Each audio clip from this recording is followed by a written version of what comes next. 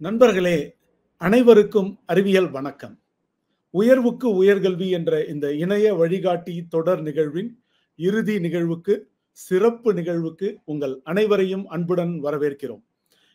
Aerospace and defence opportunities for youngsters of Tamil Nadu, விண்வெளி மற்றும் பாதுகாப்பு துறைகளில் தமிழக இளையோருக்கான வாய்ப்புகள் என்ற தலைப்பில் இன்றைக்கு கலந்துரையாட இருக்கிறோம். இந்தியாவின் 28 மாநிலங்களுள் பல சிறப்பம்சங்களை கொண்டது தமிழ்நாடு. எல்லா சிறப்புகளுக்கும் ஆணிவேராக இருப்பது நம் தாய்மொழி தமிழ். உலகின் மிக பழமையான மொழியை இன்றும் உயிர்ப்புடன் பேசிக் கொண்டிருக்கும் தமிழ் குடும்பத்தை சேர்ந்தவர்கள்தான் நீங்களும் நானும் என்ற வகையில் நாம் காரணத்தோடு கர்வப்பட்டுக் கொள்ளலாம். கிமு 6ஆம் நூற்றாண்டிலேயே எழுத்தறிவு பெற்ற சமூகமாக விளங்கியது தமிழ் சமூகம் என்று கீழடி அகழ்வாராய்ச்சி நிறுவியுள்ளது. கீழடியில் வெளிப்படுத்தப்பட்டுள்ள செங்கல் கட்டுமானங்களில் செங்கல் இணைப்பிற்கு 97% கொண்ட சுண்ணாம்பு சாந்தினை பயன்படுத்தியுள்ளது இச்சுவரானது வலிமையாக இன்று வரை நீடித்திருப்பதற்கு சான்றாக திகழ்கிறது. கீழடியில் இரும்பு பொருட்களும் கண்டறியப்பட்டுள்ளன. ஆக அறிவியல் தொழில்நுட்பத்தில் அப்போதே சிறந்திருந்த சமூகம் நமது தமிழ் சமூகம். அந்த நெடிய வரலாறு இன்று வரை நீள்கிறது. Sir C V. ராமன், சுப்பிரமணியன் சந்திரசேகர், வெங்கட்ராமன் ராமகிருஷ்ணன், அப்துல் கலாம் என சர்வதேச அறிவியல் அடையாளங்களாக அறியப்பட்ட இவர்கள் தமிழர்கள். இன்றும் அறிவியல் தொழில்நுட்ப துறைகளிலும் பன்னாட்டு நிறுவனங்களின் தலைமை பொறுப்புகளிலும் தமிழர்கள் ஜொலிக்கிறார்கள். கல்வி நிறுவனங்களிலும் சிறந்து விளங்குகிறது தமிழ்நாடு. இந்தியாவிலேயே சிறந்த பொறியியல் கல்லூரி நிறுவனம் தமிழகத்தில் இருக்கிறது. NIRF எனப்படுகிற நேஷனல் இன்ஸ்டிடியூட் ரேங்கிங் ஃப்ரேம்வொர்க் என்ற தேசிய கல்வி நிறுவன தரவரிசை பட்டியலில் முதல் இடத்தில் உள்ள பொறியியல் நிறுவனம் IIT சென்னை. இந்தியாவில் பல NIT என்று சொல்லப்படக்கூடிய தேசிய தொழில்நுட்ப கழகங்கள் உண்டு. அந்த NIT கல்லூரிகளில் முதல் இடத்தில் இருப்பது நமது திருச்சி NIT. இந்தியாவில் இருக்கக்கூடிய சிறந்த 50 மருத்துவக் கல்லூரிகளில் 8 மருத்துவக் கல்லூரிகள் நம் தமிழ்நாட்டில் இருக்கின்றன. இந்தியாவில் இருக்கக்கூடிய 40 சிறந்த வேளாண் கல்லூரிகளில் 5 கல்லூரிகள் தமிழகத்தில் இருக்கின்றன. வேளாண் துறையில் சிறப்பாக திகழக்கூடிய ஹரியானா, பஞ்சாப் போன்ற மாநிலங்களுக்கு கூட இந்த கௌரவம் கிடைக்கவில்லை. கல்வியோடு ஏரோஸ்பேஸ் அண்ட் டிஃபென்ஸ், வான்வெளி மற்றும் பாதுகாப்பு துறைகளிலும் தொழில்சார் முன்னெடுப்புகளை பெற்ற மாநிலமாக தமிழ்நாடு உள்ளது. உதாரணமாக டிஃபென்ஸ் இண்டஸ்ட்ரியல் காரிடார் என்ற பாதுகாப்பு தொழில்துறை தடம் இந்தியாவில் 2 மாநிலங்களில் மட்டும்தான் உள்ளது. அந்த 2 மாநிலங்களுள் ஒன்று நமது Tamil Nadu. States start up ranking என்ற துளிர் நிறுவன மாநில தர வரிசை பட்டியலில் உச்சபட்ச தகுதியான பெஸ்ட் பெர்ஃபார்மர் என்ற தகுதி 5 மாநிலங்களுக்கு கிடைத்திருக்கிறது. அந்த 5 மாநிலங்களுள் நமது தமிழகமும் ஒன்று. ஆளில்லா விமான கழகம் UAV கார்ப்பரேஷன் ஆஃப் தமிழ்நாடு தமிழகத்தில் உள்ளது. இப்படி பல சிறப்பு வசதிகளை கொண்ட தமிழகத்தில் மாணவ மாணவிகள், இளைஞர்கள், யுவதிகளுக்கு என்னென்ன வாய்ப்புகள் உள்ளன, அவர்கள் அதை எப்படி பயன்படுத்திக் கொள்வது, எதிர்காலத்தில் உருவாக போகும் புதிய வாய்ப்புகள் என்னென்ன என புதிய தகவல்களை இன்று நாம் கலந்துரையாட இருக்கிறோம். நிகழ்ச்சியின் இறுதியில் கேள்வி பதில் பகுதி உண்டு. உங்களுக்கு ஏற்படுகிற கேள்விகளை, ஐயங்களை நிகழ்ச்சியின் ஊடாக நீங்கள் பதிவிட்டு விடுங்கள். உங்கள் பதிவுகளை பார்த்து நிகழ்ச்சியின் இறுதியில் அதற்கான பதிலை நமது சிறப்பு விருந்தினர் வழங்குவார். நிகழ்வில் பங்கேற்க முதலில் பதிவு செய்த பார்வையாளர்களுக்கு டாக்டர் மயில்சாமி அண்ணாதுரை அவர்களும் நானும் இணைந்து எழுதிய இந்தியா 75 போர் முனை முதல் ஏர்முனை வரை என்ற புத்தகம் பரிசளிக்கப்படும் என்று அறிவிக்கப்பட்டிருந்தது. பரிசுக்குரியவர்களின் பெயர்கள் இன்றைய நிகழ்வின் இறுதியில் அறிவிக்கப்படும். மகிழ்வோடு காத்திருங்கள். இணைய அரங்கில் இன்று நம்மோடு இணைகிறார் விண்வெளி விஞ்ஞானி டாக்டர் மயில்சாமி அண்ணாதுரை அவர்கள். தமிழ் கூறும் நல்லுலகம் நன்கறிந்த அறிவியல் ஆளுமை, பத்மஸ்ரீ விருதாளர். ஒரு கவிஞர் இவரை பற்றி இப்படி குறிப்பிட்டார்: விண்வெளியில் தமிழ் இட்ட முதல் கையெழுத்து மயில்சாமி அண்ணாதுரை. அப்படிப்பட்ட சிறப்பு மிக்க ஆளுமை இன்று நம்மோடு இணைகிறார். தமிழ் மொழி ஆளுமை கொண்ட வெகு சில விஞ்ஞானிகளுள் முதன்மையானவர் டாக்டர் மயில்சாமி அண்ணாதுரை அவர்கள். இவரது தமிழீர்ப்பு விசையில் அடுத்த 60 நிமிடங்கள் அளவலாவுவோம். டாக்டர் மயில்சாமி அண்ணாதுரை அவர்களை அன்போடு இந்த இணைய அரங்கிற்கு வரவேற்கிறோம்.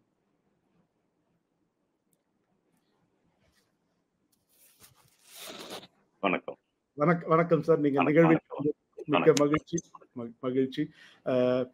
சார், நீங்க வந்து நிறைய ஆண்டுகளாக இந்திய தேசத்தின் விண்வெளி ஆராய்ச்சி துறையில் பல மகத்தான காத்திரமான பங்களிப்புகளை செய்து எங்களை போன்ற இளம் விஞ்ஞானிகளுக்கும் மாணவர்களாக இருக்கக்கூடிய பார்வையாளர்களுக்கும் பொதுமக்களுக்கும் ஒரு பெரிய உதாரண புருஷராக இருக்கிறீர்கள். நிறைய விண்வெளி சாதனைகளை நாங்க பேப்பர்ல பாக்குறோம், நியூஸ் பேப்பர், செய்தித்தாள்ல பாக்குறோம், ஊடகங்கள்ல பாக்குறோம். இந்த மாதிரி ஒரு செயற்கைக்கோள் ஏவப்பட்டது, சந்திரயான் 3 வெற்றி பெற்றது என்றெல்லாம் பார்த்து கொண்டிருக்கிறோம். இப்படிப்பட்ட விண்வெளி முயற்சிகளுக்கு பின்னாக இந்த தேசம் இந்த ஆராய்ச்சியினால் எப்படி பயன் பெற்றிருக்கிறது, பொதுமக்களினுடைய அன்றாட வாழ்க்கையை இந்த செயற்கைக்கோள் ஆராய்ச்சி எப்படி தொட்டு இருக்கிறது? நல்ல கேள்வி. முதல் ஆரம்பத்திலே கேட்டீங்க. முதல்ல இதுவரைக்கும் நடந்த எல்லா நிகழ்வுகளும் சிறப்பா வந்திருக்கு. இந்த வந்து எல்லா மாணவர்களும் அதை சரியா பயன்படுத்திக்கிறோம்னு நினைக்கிறேன். அந்த வகையில இன்றைக்கு நாம வந்து வான்வெளி, விண்வெளியை பத்தி பேசுறோம். அது விண்வெளி எதற்காக அப்படிங்கிறது முதல் நம்ம வந்து மற்ற நாடுகளுக்கு பின்னால் ரொம்ப பின்னால் ஆரம்பிச்சாலும் விண்வெளியை எப்படி உபயோகப்படுத்திக்க முடியும், நமது நாட்டுக்காக எப்படி உபயோகிக்க முடியும், நம்முடைய மக்களுக்காக எப்படி உபயோகிக்க முடியும் அப்படிங்கிறதுக்காக நம்ம பார்க்குறோம். ஸ்லைட் கொண்டு வரலாமா? ஸ்லைட் கொண்டு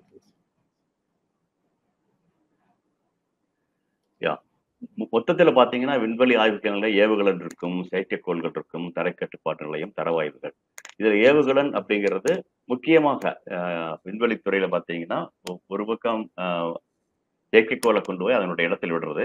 அது விட்டாம் பிறகு செயற்கைக்கோளும் தரைக்கட்டுப்பாடு நிலத்துக்கு தரவுகளை கொடுக்குது. இந்த தரவுகள் தான் சாதாரண மனிதருக்கும் நாட்டுக்கும் பல பல பல வகையில் அது உதவுதுப்பா.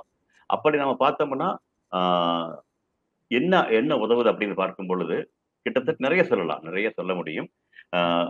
ஏவுகலன் அனுப்பிச்சிடுச்சு, செயற்கைக்கோள் மேலே போயிடுச்சு, அங்கிருந்து தரவுகள் வருது. அந்த தரவுகள் வந்து வேளாண் துறைக்கு, விவசாயிகளுக்கு உபயோகப்படுத்த முடியும். அதாவது மண்ணினுடைய தன்மையை பார்க்க முடியும். அதே மாதிரி நீர்வளத்தை சரியா சொல்ல முடியும், எந்தெந்த இடத்துல தடுப்பணை கட்ட முடியும் அவங்க சொல்ல முடியும். அப்புறம் பயிர் வளம் எப்படி வருது அது வச்சுட்டு அதுக்கு தகுந்த மாதிரி என்னென்ன எடுத்துக்கலாம் அப்படிங்கிறது அரசுக்கும் சொல்லலாம், வேளாண் துறைக்கும் அவங்க சொல்ல முடியும். அது மாதிரி பல இது வருது. இப்போ அதே மாதிரி சுற்றுச்சூழல் இப்போ வந்து மாசுபடுது அப்படின்னு சொன்னா கூட அதனுடைய உண்மையான முதல் இதை சொன்னது ஓசோன் லோயர் துளைப்பட்டது அப்படின்னு சொன்னது செயற்கைக்கோள்கள் தான். அது மாதிரி கட்டமைப்பு இப்போ நாடு வந்து நிறைய எங்க போனாலும் பார்த்தீங்கன்னா தெரியும், இந்த ரயில்வே இதுகளாக இருக்கலாம், அதற்கான சாலை பரிமாற்றங்களாக இருக்கலாம், நிறைய கட்டமைப்புகள் இருக்குது. இந்த கட்டமைப்புகளுக்கும் இப்போ ஸ்மார்ட் சிட்டிஸ் இருக்கு. இது மாதிரி நிறைய வர்ற இந்த கட்டமைப்புகளுக்கெல்லாம் வந்து செயற்கைக்கோள்களிலிருந்து எடுக்கக்கூடிய படங்கள், அந்த படங்களுடைய தரவுகளை வச்சுக்கிட்டு எந்த இடத்துல சரியா ரோட் போடணும், எங்க இது பண்ணணும், அது மாதிரி கொண்டு பலதையும் செய்ய முடியும். அதே மாதிரி நீர் மேலாண்மை இப்போ நமக்கு தெரியும், சில நாளுக்கு முன்னால ஒரே வெயில், மழையே வரல, இப்போ நிறைய மழை வருது. ஆக இப்ப பணம் வரும்பொழுது சேர்த்து வச்சுக்கணும். அதை வந்து பணம் நமக்கு வருமானம் வல்லாத போது நம்ம உபயோகப்படுத்திக்கிறோம். கிட்டத்தட்ட அதே மாதிரி நீரையும் மேலாண்மை பண்ண வேண்டிய அவசியம் இருக்கு. அதற்கு வந்து என்ன பண்ணலாம் அப்படிங்கிறதுக்கு ஆனா பல தரவுகளை செயற்கைக்கோளிலிருந்து வரும் பொழுது அந்த படங்களை வச்சுக்கிட்டு எங்க கட்டுமானம் கொடுக்கலாம் அப்படிங்கிறத பார்க்கறத செய்ய முடியும். இப்ப நிறைய முன்னேற்ற திட்டங்கள், இது எல்லாம் தாண்டி செய்தி பரிமாற்றம். இப்போ உலகளவில் பார்த்தீங்கன்னா இன்னைக்கு மிகப்பெரிய சுதந்திர நாடான இந்தியாவில் நடக்கக்கூடிய தேர்தல், அந்த தேர்தல் செய்தியான தேர்வு பரிமாற்றம் இல்லைன்னா இது இவ்வளவு சிறப்பாக போக முடியாது. பல கட்டங்களாக நடக்குது அப்படின்னா அதிலிருந்து பலதும் அரசு செய்து அப்படின்னா மக்களுக்கு போய் சேருவது, எல்லையில நடக்குதுன்னு தெரிகிறது. அப்படி நிறைய பருவநிலை மாற்றம் ஒரு இடத்துல நடக்குதுன்னா அந்த ஊருக்கு போறதுக்கு முன்னால அதுக்கான செய்தி பரிமாற்றம் இருந்ததுன்னா பண்ணிக்க முடியும். தனி மனிதன் ஒருத்தருக்கு செய்தி பரிமாற்றத்தை தாண்டி இந்திய அளவுல கூட செய்து, அதே மாதிரி கோவிட் வந்த போது இந்த செய்தி பரிமாற்றம் இல்லை அப்படின்னா மிகப்பெரிய இதில் உண்டாரு. செயற்கைக்கோள்கள் அதற்கான இப்ப இது உருவாக்கி இடமறிதல் அப்படிங்கிற நேவிகேஷன், இப்போ நம்ம எங்க போறோம், இப்போ கூகுள் மேப் யூஸ் பண்ண சொல்றோம். அதே மாதிரி பல இதுக்கும் நமக்கு செயற்கைக்கோள்கள் வழியா நம்ம தெரிஞ்சுக்கிறோம். அது அது போறதுனால விமான பயணமே கூட விமான பயணம் கூட எரிபொருள் குறைவா இருக்கிற மாதிரி செய்ய முடியும். முதல்ல அந்த ரேடார் இருக்கக்கூடிய அதனோட வழியத்தை போவாங்க. காகத்தினுடைய ஓட்டம் அப்படிப்பாங்க, க்ரூஸ் டிஸ்டன்ஸ் அப்படிம்பாங்க. இங்க சென்னையிலிருந்து டெல்லிக்கு நேரா அப்படி போக முடியும். ஆனா முதல்ல அப்படி போக இல்லை. சென்னையிலிருந்து வேணா ஹைதராபாத் டச் பண்ணணும், நாக்பூர் டச் பண்ணணும், அது மாதிரி வருமா போய் பக்கத்தில் இருக்கக்கூடிய விமான நிலையங்கள் தொட்டு தொட்டு தான் போற மாதிரி இருந்துச்சு. அப்படி இல்லாம நேரா போகும்போது நிறைய இது பண்ணணும். அது பார்த்த மாதிரி நேவிகேஷன் நிறையா நம்முடைய படை ராணுவ வீரர்களுக்கு, அது ராணுவத்தில் இருக்கிறவங்க இருக்கலாம், அல்லது கடல் படை, கப்பல் படை எங்க இருந்தாலும் அவர்களுக்கு தெரிய வேண்டிய அவசியம் இருக்கு. இந்த மாதிரி இருக்கு. இத மாதிரி பருவநிலை இப்போ வெப்பநிலை இருக்குது. அந்த வெப்பநிலை இருந்தாலும் கூட இதனால ஒரு மழை வருவதற்கான நாட்களுக்கு பின்னால வர முடியுது அப்படின்னு சொல்றதற்கான வாய்ப்பு உருவாக்க முடியுது. இந்த பருவநிலையினால பேரிடர்கள் உருவாகலாம். சில சமயம் பெரிய மழையா இருக்கலாம், சுனாமியா வரலாம். அந்த பேரிடர் மேலாண்மையை அரசாங்கம் சரியா செய்யணும் அப்படின்னா அதற்கான தரவுகள் இருந்ததுன்னா எப்படி போய் சேர்றது, அதற்கும் உதவ முடியும். அதே மாதிரி கல்வி, சுகாதாரம், இப்போ கோவிட் சமயத்திலையும் இப்போ கூட நம்ம பேசுறோம்னா கூட இதற்கும் கூட செயற்கைக்கோள்கள் உதவுது. கல்வி வந்து எல்லா இடத்திலையும் எல்லாத்துக்கும் சரியா போக முடியல அப்படின்னு போகுது. அப்படிங்கிற பொழுது அதை வந்து சரி செய்வதற்காக இது மாதிரியான இடங்கள் இருந்து நம்ம பேசுறாங்க. அதை அவங்க கேட்கறதுக்கான வாய்ப்புகளை உருவாக்குது. சுகாதாரத்துக்கும் அதே மாதிரி உதவுது. அதாவது பெரிய நகரங்கள் இருக்கக்கூடிய பெரிய மருத்துவ நிலையத்திலிருந்து அங்க இருக்கக்கூடிய மருத்துவர் உடைய உதவிய தூரத்தில் எங்கேயோ இருக்கக்கூடிய ஆரம்ப சுகாதார நிலையத்தில் இருக்கக்கூடிய ஒரு நோயாளிக்கு போய் சேர்த்த முடியும். இது வந்து இணைக்குது. அது மாதிரி கொடுக்குறாங்க. இது எல்லாம் தாண்டி வர்றதுதான் விண்வெளி அறிவியல். இது முதல்ல 9 கிட்டத்தட்ட எல்லாமே தனி மனிதனுக்காக, நாட்டிற்காக, நாட்டினுடைய முன்னேற்றத்திற்காக செயற்கைக்கோள்கள் மேல போய் பல உருவத்துல கொடுக்கக்கூடிய தரவுகளை வச்சுக்கிட்டு நம்ம வந்து வேளாண்மையிலிருந்து கல்வி, சுகாதாரம் வரைக்கும் பலதுக்கும் உபயோகப்படுத்துறோம். இது எல்லாம் தாண்டி இதை நம்ம முன்னேறிட்டே போயிட்டு இருக்கணும் பல காரணங்களுக்காக. இப்ப நம்ம அப்படிங்கிற ஆராய்ச்சிகள் தேவைப்போம். அதற்கான விண்வெளி அறிவிகள் அதே சொன்ன மாதிரி ஏவுகள் இருக்கலாம், செயற்கைக்கோள்கள் இருக்கலாம், வரக்கூடிய தரவுகள் இருக்கலாம். அதிலிருந்து வரக்கூடிய தரவுகளிலும் கூட என்ன புதுசா நம்ம படிக்க முடியும் அப்படிங்கிற செய்யறது உண்டு. இதை எல்லாம் தாண்டி எல்லா பூமியை தாண்டி பக்கத்தில் இருக்கக்கூடிய நிலவு, செவ்வாய், அந்த மாதிரி அண்டத்தில் இருக்கக்கூடிய கிரகங்கள் அதை பத்தி எல்லாம் தெரிஞ்சு கொள்ள வேண்டியது மனித இயல்பு வந்து புது ஊருக்கு போறோம், புது இடத்துக்கு போறோம். அதே மாதிரி புது கிரகங்களையும் தெரிந்து கொள்ள வேண்டும், இன்னும் சிறப்பாக தெரிந்து கொள்ள வேண்டும். அப்படிங்கிறதுக்காகவும் இது நடக்குது. இப்போ இது எல்லாம் தாண்டி எல்லாமே வந்து நம்ம கீழே இருக்கிறோம் தரவுகள் சொல்லிட்டு இருக்கிறோம். அப்படி இல்லாம மனிதனும் கூட அந்த விண்வெளியில் பயணிக்க முடியும். அவன் அந்த விண்வெளிக்கு போக முடியும், நிலவுக்கு போக முடியும், செவ்வாய்க்கு போக முடியும், அங்கிருந்து திரும்ப வர முடியும், விண்வெளி மூலமா உபயோகப்படுத்த முடியும். ஏன் சமீபத்தில் நான் சொல்லியிருந்தேன், ஒரு எப்படி ஆகாய விமானத்துல பயணிக்கிற மாதிரியும் கூட விண்வெளி பயணமும் கூட அமெரிக்காவிலிருந்து இந்தியாவுக்கு வர்றதுக்கு அது மூலியமா வர முடியும் சீக்கிரமா வர முடியும். விண்வெளியினுடைய அந்த தொழில்நுட்பத்தை உபயோகப்படுத்தி விண்வெளி வழியாக நம்ம வருவது அப்படிங்கிற ஒரு முயற்சி கூட இருக்கு. இப்படி பல முயற்சிகள் 10, 11 முன்னேறி போற நிகழ்ச்சிகள். ஆனா 1லிருந்து 9 வரைக்கும் முழுக்க இந்தியாவில் நடக்கக்கூடிய பல செயல்கள், வேளாண்மை முதல் சுகாதாரம் வரை பல துறைகளுக்கு செயற்கைக்கோள்கள் நமக்கு உதவுது. மிகச்சிறப்பு. இப்போ நீங்க சொன்ன அந்த பட்டியல்ல பார்த்தோம்னா அதுல வந்து பெரும்பாலானவை சராசரி மனிதனின் அன்றாட வாழ்க்கையை தொடுகிற அந்த பயனை தருகிற நிகழ்வுகளாகத்தான் இருக்கிறது. ஆக விண்வெளி ஆராய்ச்சி ஒரு சராசரி இந்திய குடிமகனுடைய வாழ்க்கையின் முன்னேற்றத்தை ஏற்படுத்துகிறது. இப்ப வந்து இந்த மாதிரி விண்வெளி ஆராய்ச்சியினுடைய வெற்றி செய்திகளை பார்க்கும்போது மாணவ மாணவிகளுக்கு நானும் விண்வெளி துறையில படிக்கணும், நானும் ஒரு விண்வெளி விஞ்ஞானி ஆகணும் அப்படின்ற மாதிரி அது ஒரு ஈர்ப்பு இருக்கிறது. அப்படி விண்வெளி துறையை தேர்ந்தெடுக்கிற மாணவ மாணவிகள் அவர்களுக்கான வேலை வாய்ப்புகளை பற்றி உங்களுடைய கருத்து என்ன? ஆமா, இப்ப படிக்கிறாங்க அப்படின்னா படிக்கும் பொழுது படித்து முடித்துட்டு வந்த பொழுது எந்த ஒரு அடுத்த கட்டம் என்ன அப்படிங்கிறது கண்டிப்பா எல்லாரும் பார்ப்பாங்க. அடுத்த கட்டம் அப்படிங்கறத பெரிதாக பார்க்கும் பொழுது முன்னத்த இதில் கூட இன்னைக்கு சதீஷ் மாரியப்பன் ரொம்ப சொல்லி இருந்தாரு. அந்த வகையில ஒன்று வந்து மேல படிச்சுட்டு போய் ஆராய்ச்சிக்கு நோக்கிய படிப்புகளாக இருக்கலாம், அல்லது அதே மாதிரி அவர் இருக்கக்கூடிய பணி மாதிரி ஒரு ஆசிரியர் பணியாக பேராசிரியராக இருப்பதற்கான வாய்ப்பு உண்டு. அதை தாண்டியும் கூட நிறைய இப்ப நான் சொன்னேன் அப்படின்னா இதற்கான ஏவுகணைகள் செய்வது, இதற்கான செயற்கைக்கோள்கள் செய்வது, தரக்கட்டுப்பாட்டு நிலையங்கள்ல அதற்கானது தரக்கட்டுப்பாட்டு நிலையத்து அந்த தரவுகளை வச்சுக்கிட்டு நம்ம ஊருக்கு என்ன செய்ய முடியும், இப்போ அதை வச்சுட்டு அதையும் நிறைய நம்ம கொண்டு வந்து அதையும் நாம பார்ப்பதற்கான வாய்ப்புகள் நிறைய இருக்கு. அந்த வகையில குறிப்பா நம்ம பார்த்தோம்னா வேலை வாய்ப்புகளுக்கான இது அப்படின்னு ஒரு பட்டியலிட்டா அவர் நிறைய பட்டியலிட்டாரு. என்னுடைய பட்டியல் பார்க்கும்போது பாத்தீங்கன்னா முதல்ல இந்தியன் ஸ்பேஸ் ரிசர்ச் ஆர்கனைசேஷன் இஸ்ரோவே இப்போ வந்து மூணா பிரிஞ்சிருக்கு. இன்ஸ்பேஸ் இருக்கு, என்எஸ்ஐஎல் இருக்கு, அப்புறம் இஸ்ரோன்னு இருக்கு. இஸ்ரோங்கிறது வந்து முழுக்க முழுக்க கிட்டத்தட்ட இப்ப இருக்கக்கூடிய நிலைமையில விண்வெளி பற்றிய ஆராய்ச்சிகள் ஒன்று வந்து புது புது கட்டுமானங்கள் செயற்கைக்கோள்களுக்காக இருக்கலாம், அல்லது புது வகையான ஏவுகணைகள் செய்வதற்காக இருக்கலாம், புது வகையான எரிபொருள்கள் செய்வதற்காக இருக்கலாம். அப்படி பலதும் புதிதாக செய்வது என்பது இஸ்ரோ எடுத்துக்கும். அப்புறம் என்எஸ்ஐஎல் இன்ஸ்பேஸ், அதுவும் தாண்டி தனியார் துறையும் இனிமேல் நிறைய செயற்கைக்கோள்கள் நிறைய செய்ய வேண்டியிருக்கு, நிறைய ஏவுகணைகள் செய்ய வேண்டியிருக்கும். நமக்கு செய்யறது மட்டுமல்லாம மற்றவர்களுக்கு, மற்ற நாடுகளுக்கும் இதற்கான வாய்ப்புகள் உருவாக்கிட்டு இருக்கிறோம்.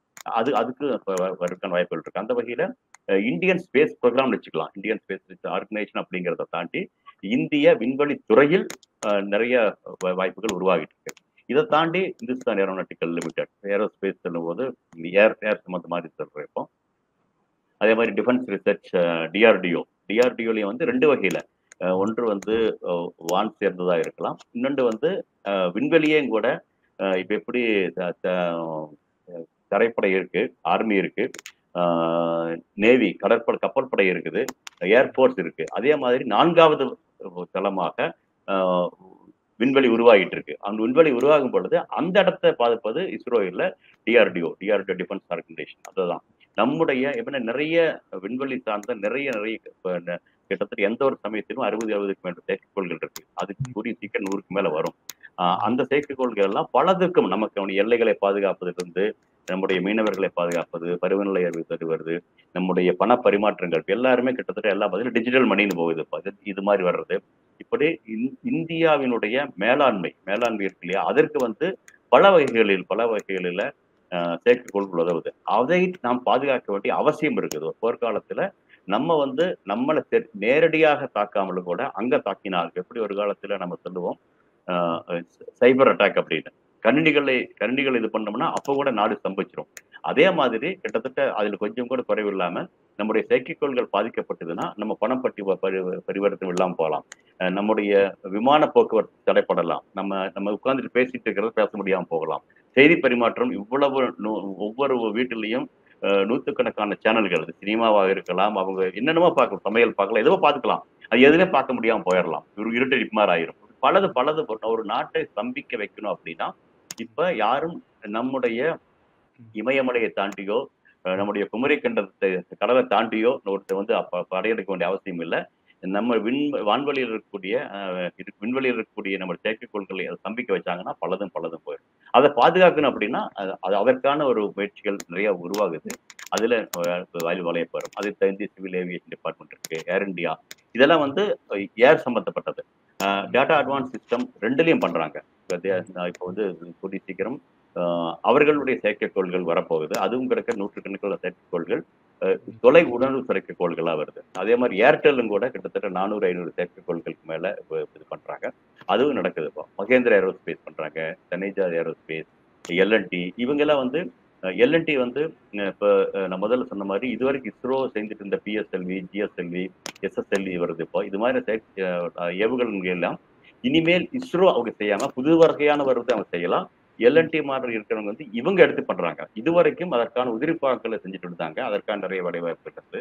கோயம்புத்தூர்லயும் கூட இருக்கிறது. இப்போ அங்கிருந்து இப்போ வந்து அவர்களே டெக்னாலஜி டிரான்ஸ்ஃபர்ங்கிறத வாங்கிட்டு அவங்க பண்றதுக்கான வாய்ப்புகள் உருவாகிட்டு இருக்கு.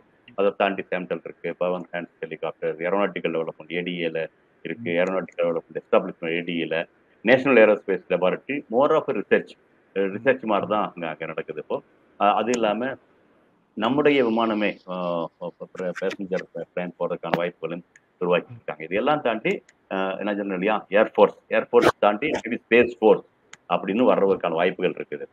இப்போ இதனுடைய இன்னொரு பிரிவாக நான் பார்க்கறது ட்ரோன் ஸ்டார்ட் அப் என்டர்பிரனர். அதுலேயும் கூட நம்ம இந்த இவர்கள் நிறைய வலைவாய்ப்பு இருப்பதற்கான வாய்ப்புகள் நிறைய இருக்கு. இந்த ட்ரோன் அதே மாதிரி நிறைய இடத்துல நான் சொல்லியிருக்கிறப்போ ஏர்முனை முதல் போர்முனை வரை இந்த ட்ரோன்ஸ் உபயோகப்படும். அது மாதிரியான வாய்ப்புகள் உருவாகுது. விவசாயத்துக்கும் உபயோகப்படுத்தும். அதே சமயம் தேவையான நம்ம எல்லைகளை காப்பதற்கும், எல்லைகள் அப்படின்னா கடலா இருக்கலாம், வானா இருக்கலாம், நிலமா இருக்கலாம், அதை காப்பதற்கும் அது உபயோகப்படுத்தலாம். இப்போ ரஷ்யா யுக்ரைன் வரல பாத்தீங்கன்னா தெரியும். ரஷ்யா அவ்வளவு பெரிய நாட்டை யுக்ரைன்கிறது சின்ன நாடு தாக்குப்பிடிச்சு நிக்குது அப்படின்னா அதற்கு ட்ரோன் அதனுடைய பலம் தான் அதை காமிக்குது. இப்போ அந்த வகையில ட்ரோன் அப்படிங்கிறது வந்து பல வகையில மாற்றங்கள் உருவாக்கும். அது இந்தியா போன்ற நாட்டுக்கு விவசாயத்துக்கும் நிறைய உபயோகப்படுத்த முடியும். ஏன்னா இப்ப நிறைய பேர் திரும்ப விவசாயத்துக்கு போக வேண்டிய அவசியம் இருக்கு. இளைஞர்கள் போக வேண்டிய அவசியம் இருக்கு. அப்ப இளைஞர்கள் போகக்கூடிய வகையில விவசாயத்தை மாற்ற வேண்டிய அவசியம் இருக்காது. அங்க நிறைய ட்ரோன் வரலாம். அந்த ட்ரோன் வருவதற்கான வாய்ப்புகள் உருவாகிட்டு இருக்கு. அதுல நம்ம இளைஞர்களுக்கு நிறைய வாய்ப்புகளை உருவாக்க முடியும். அது வந்து அங்கங்க தொழில் முனைவராக வருவதற்கான வாய்ப்புகளை நான் பார்க்கிறேன். நிறைய இளைஞர்கள் எனக்கு தெரியும். அவர்களோடு உரையாடிட்டு இருக்கேன். அந்த வகையில அங்கங்க அவர்கள் வந்து தொழில் முனைவோர்களாக வருவதற்கான வாய்ப்புகளை இந்த ட்ரோன்கள் உருவாக்குன்னு நினைக்கிறேன். மிகச்சிறப்பு. இப்ப பாத்தீங்கன்னா நிறைய வாய்ப்புகளை நீங்க பெரிய பட்டியலே போட்டிருக்கீங்க. ஆக விண்வெளி துறையில தடம் பதிக்க வேண்டும் என்று விரும்புகிற மாணவ மாணவிகள் இவ்வளவு துறை ஆராய்ச்சியிலிருந்து உற்பத்தியிலிருந்து தொழில் முனைவு, பிறகு நீங்க புதுசா நிறைய விஷயம் சொன்னீங்க. இப்போ ஸ்பேஸ் அசெட்ஸ் என்கிற விண்வெளியில் இருக்கக்கூடிய அசையும் சொத்துக்களை நாம் காப்பாற்ற வேண்டிய நிலையில் இருக்கிறோம். இந்த அசையும் சொத்துக்களை காப்பாற்றுவதற்கான அந்த தொழில்நுட்பம், அது சார்ந்த பாதுகாப்பு தொழில்நுட்பங்கள், அந்த தொழில் துறைகளில் மாணவ மாணவிகள் சேரலாம் என்று பல விஷயங்களை, ட்ரோன் கூட சொல்லியிருந்தீங்க. இது வந்து ஏர் முனையிலிருந்து போர் முனை வரை, ஆக ஆளில்லா விமானங்கள் உயிர் காக்கவும் செய்கின்றன, உயிர் கேட்கவும் செய்கின்றன என்ற ரீதியில் இரண்டுக்கும் பயன்படுகின்றன என்று பெரிய பட்டியலை கொடுத்து மிக தைரியமாக இந்த துறையில் வரலாம், பிரகாசமான எதிர்காலம் இருக்கிறது என்கிற ஒரு செய்தியை பதிவு செய்திருக்கிறீர்கள். இப்போ நம்ம கோர் சப்ஜெக்டுக்கு வரோம் சார். ஏரோஸ்பேஸ் அண்ட் டிஃபென்ஸ், வான்வெளி மற்றும் பாதுகாப்பு ரெண்டுமே ஸ்ட்ராட்டஜிக் செக்டார்ஸ் என்று சொல்லப்படக்கூடிய கேந்திர முக்கியத்துவம் வாய்ந்த துறைகள். இந்த துறையில தமிழகம் எந்த அளவுக்கு இருக்கிறது, தமிழகத்தில் என்ன சிறப்பு திட்டங்கள் வந்திருக்கின்றன, அந்த திட்டங்களை நமது மாணவ மாணவிகள் 12ஆம் வகுப்பில் இருக்கிற மாணவ மாணவிகளா இருக்கட்டும், இல்ல இப்ப கல்லூரியில் படித்துக் கொண்டிருக்கிறவர்கள் அல்லது முடித்தவர்கள், இப்படி இந்த இளைஞர் யுவதிகள், தமிழக இளைஞர் யுவதிகள் எப்படி இந்த ஏரோஸ்பேஸ் அண்ட் டிஃபென்ஸ் துறையில் வாய்ப்புகளை பெற முடியும்? இப்ப நம்ம சிறப்பா வர்றோம். அதாவது முதல்ல பருந்து பார்வையா பார்த்தோம். பார்த்து மெதுவா வந்து கரெக்டா இறையே பண்றோம். இப்ப நம்ம ஊர்லயே என்ன இருக்கு, அந்த வாய்ப்புகளை நம்முடைய குழந்தைகள் எப்படி பயன்படுத்திக்க முடியும் அப்படிங்கிற மாதிரி. ஏன்னா வானளவு வாய்ப்புகள் வானில மட்டும் இருந்தாகாது, நம்ம ஊர்லயும் உருவாகுதா அப்படிங்கிற வகையில் நம்ம பார்க்கிறோம். கொண்டு வரலாமா? பவர் பாயிண்ட் வரலாமா? அப்படி பாத்தீங்கன்னா இப்போ உலகளாவுல கண்டிப்பா டிஃபென்ஸ் ஏரோஸ்பேஸ் ரொம்ப முக்கியம் அப்படிங்கிறது சமீபத்தில் நடக்கக்கூடிய பல இது இஸ்ரேல் இடத்துல நடக்கிறதோ அல்லது யுக்ரைன் நடக்கிறதோ பல இது காத்தல். அந்த வகையில கண்டிப்பாக இந்தியாவுக்கும் அது தேவை அப்படிங்கிற வகையில அது போகுது. இப்போ அப்ப டிஃபென்ஸ் ஏரோஸ்பேஸ் அது வந்து முக்கியமா தமிழ்நாட்டில் எப்படி அப்படிங்கறத ரெண்டு வகையா பாக்குறேன். ஒன்று வந்து இந்த ஏரோஸ்பேஸ் செக்டர் அப்படிம்பாங்க, டிஃபென்ஸ் காரிடார். அது வந்து ஒண்ணு உத்தரப்பிரதேசத்திலையும் இன்னொன்னு தமிழகத்திலும் வச்சிருக்காங்க. ரெண்டு முக்கியமானது. அதுவும் என்னை பொறுத்தளவுக்கு மிக மிக முக்கியமானது தமிழகத்தில் இருக்கிறது.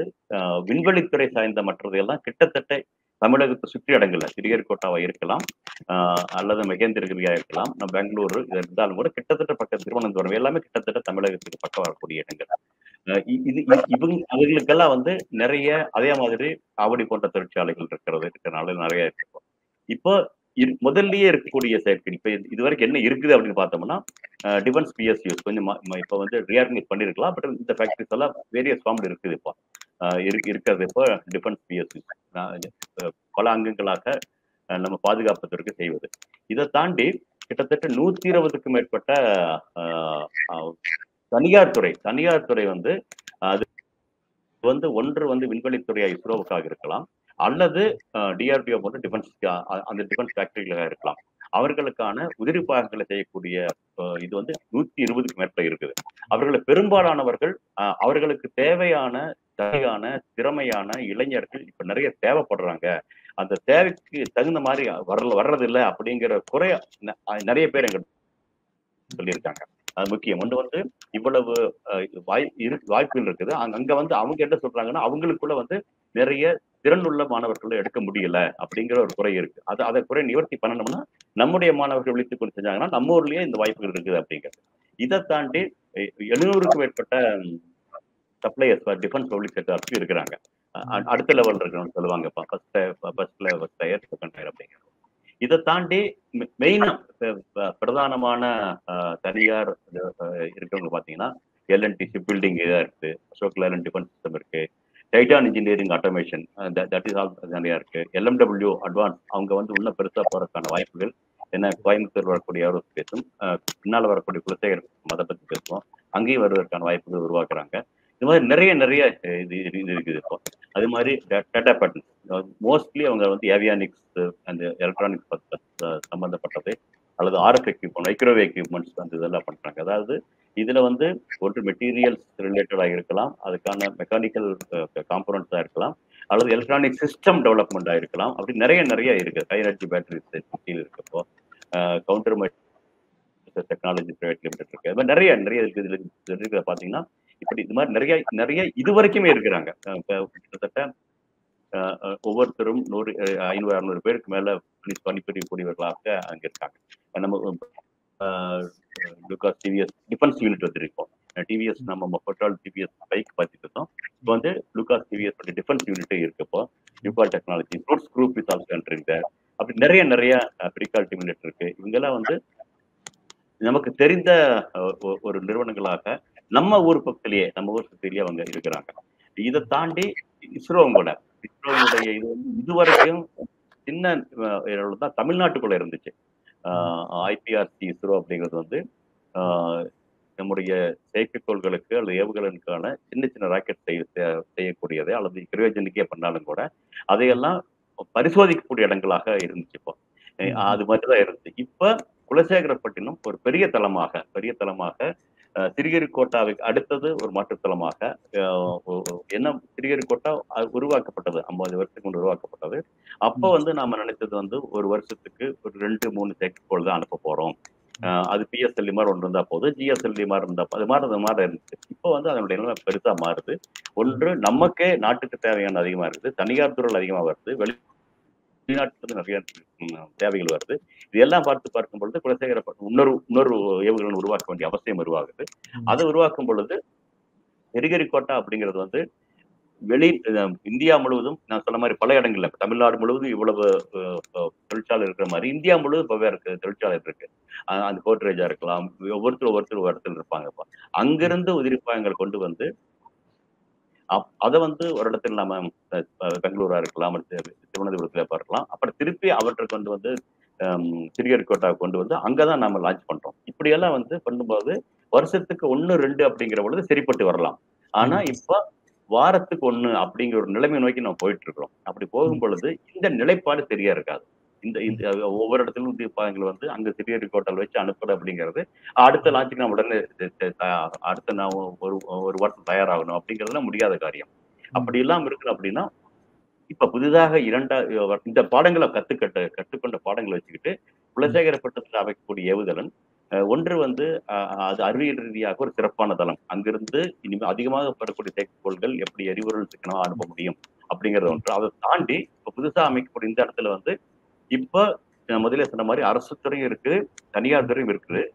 இவங்களை எல்லாம் ரெண்டு சேர்த்துட்டு இந்த புது முயற்சிகள் ஆரம்பிக்கும் பொழுது குலசேகரப்பட்டினத்துக்கு பக்கம் இருக்கக்கூடிய இடங்கள்ல வந்து புதிதான ஒரு எக்கோ சிஸ்டம், அது ஸ்பேஸ் பார்க், அதுதான் சமீப காலம் பேசிட்டு இருக்கிறோம். ஒண்ணு வந்து செகண்ட் லான்ச் பேட், சிறுகேரிக்கோட்டா மாதிரி லான்ச் பேட் ஒண்ணு வரும். ஆனா அந்த லான்ச் பேட் வந்து சிறுகேரிக்கோட்டா அது மாதிரி இல்லாம அங்க எரிபொருளும் கூட வெவ்வேறு இடத்துல இருந்து ஹைதராபாத்ல இருந்து வருது,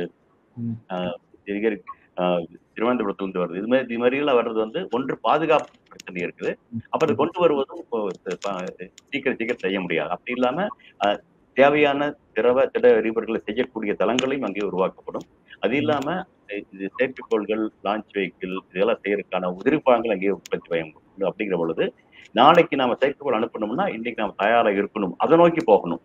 அங்க எலான் மாஸ்க் அமெரிக்கார் பண்றாரு, அவங்க அவர் பண்ணும் பொழுது இப்ப நாம பண்ணக்கூடிய குலசேகரப்பட்டினத்துல இதை நோக்கி போகணும். அப்படிங்கிற மாநில அரசுகளும் சேர்ந்து தனியார் துறையும் சேர்ந்து இது ஒரு state of the art launch pad and space park அது வரப்போகுது. அங்க வரும்பொழுது இது எல்லாம் வரும். நம்ம முதலே சொன்ன மாதிரி நிறைய தனியார் துறைகள் என்ன சொல்றாங்கன்னா திறமையானவர்கள் இல்லை அப்படின்னு சொல்றாங்க இல்லையா. இப்ப இந்த இடத்துக்கு இன்னும் அதிகமானவர்கள் தேவை. அதை நோக்கி போக வேண்டி இருக்கு. இன்றிருந்து 3-4 வருஷத்துல இந்த நிலைமை உருவாக போகுது. அப்ப வரும் பொழுது அந்த இடத்திற்கு தேவையான திறமையான பயிற்சி கொடுக்கப்பட்ட இளைஞர்கள் இருந்தாங்கன்னா மிகவும் சிறப்பாக இருக்கும். அதாவது இங்கிருந்து நாசாவுக்கு நம்ம படிக்க போகணும் அப்படிங்கிறத தாண்டி ஏன் அவங்க வந்து ஒரு டூரிஸ்ட் மாதிரி போனாங்க. அப்படி இல்லாம வந்துட்டு அதே இங்க வருது. இப்போ புளாரிடாவே நம்ம குலசேகரப்பட்டினம் நோக்கி வந்துருச்சு. நம்ம வேலை நம்ம சரியாக அதற்கு தயாரான நிலைமையில் இருந்தோம்னா இந்த வாய்ப்புகளை உருவாக்கிக்க முடியும். இது மாதிரி நிறைய இருக்கு. ஆனா அதுக்கு தகுந்த மாதிரி R&D அண்ட் அகாடமிக் இன்ஸ்டிடியூஷன்ஸ் இங்க இருக்கு. CVRD, DRDO இருக்கு, RIC, DRDO இருக்கு, IIITDM, IITDM, நிறைய 66 நீங்க சொன்ன மாதிரி 68 பல்கலைக்கழகங்கள், 600க்கும் மேற்பட்ட பொறியியல் கல்லூரிகள் உள்ள இடமாக தமிழகம் இருக்கு. அந்த வகையில கொடுக்க முடியும். ஆனா அங்கு உருவாக்கப்பட வேண்டும். அதே மாதிரி இன்னொரு இடத்துல நிறைய வாய்ப்புகள் வருது. இந்த வாய்ப்புகளை பயன்படுத்திக் கொள்வதற்கான திறனை வளர்த்து கொள்ளக்கூடிய இடத்துமாக நம்ம இருக்கணும். ஆக எல்லாமே சரியா அமைஞ்சிருக்குது. தேவையானது நம்முடைய மாணவர்கள் அடுத்த கட்டமாக பள்ளி முடிச்சுட்டு கல்லூரிக்கு போகும் பொழுது சரியான நோக்கத்துடன் போய் அந்த 4 வருடங்களை சரியா படிச்சு முடிச்சு வரும் பொழுது இன்னைக்கு நான் சிவப்பு இதில் எழுதியிருந்த அந்த இது வந்து அது வந்து பச்சையா மாறி அவங்களுக்கான ஒரு பசுமையான இடமாக வருவதற்கான வாய்ப்புகள் அது உருவாக்குது. ஆக எல்லாம் கணிந்து வருகிறது. மாணவர்கள் செய்ய வேண்டியது இந்த வாய்ப்புகளை உணர்ந்து அதை நோக்கி பயணங்கள் எடுத்துக்கொள்ள வேண்டியது. அதுதான் நல்லா இருக்கு. மிகச்சிறப்பு. நீங்க சொன்னீங்க அந்த சிவப்பு மை வந்து பச்சை மையாக மாறும் சொன்னீங்க. சோ அது ரெட் சிக்னல் வந்து கிரீன் சிக்னலாக மாறும் என்று நான் எடுத்துக்கொள்கிறேன். ஆக நீங்க இப்போ சொல்லும்போது 2 பிசினஸ் மாடல் சொல்லுங்க சார்.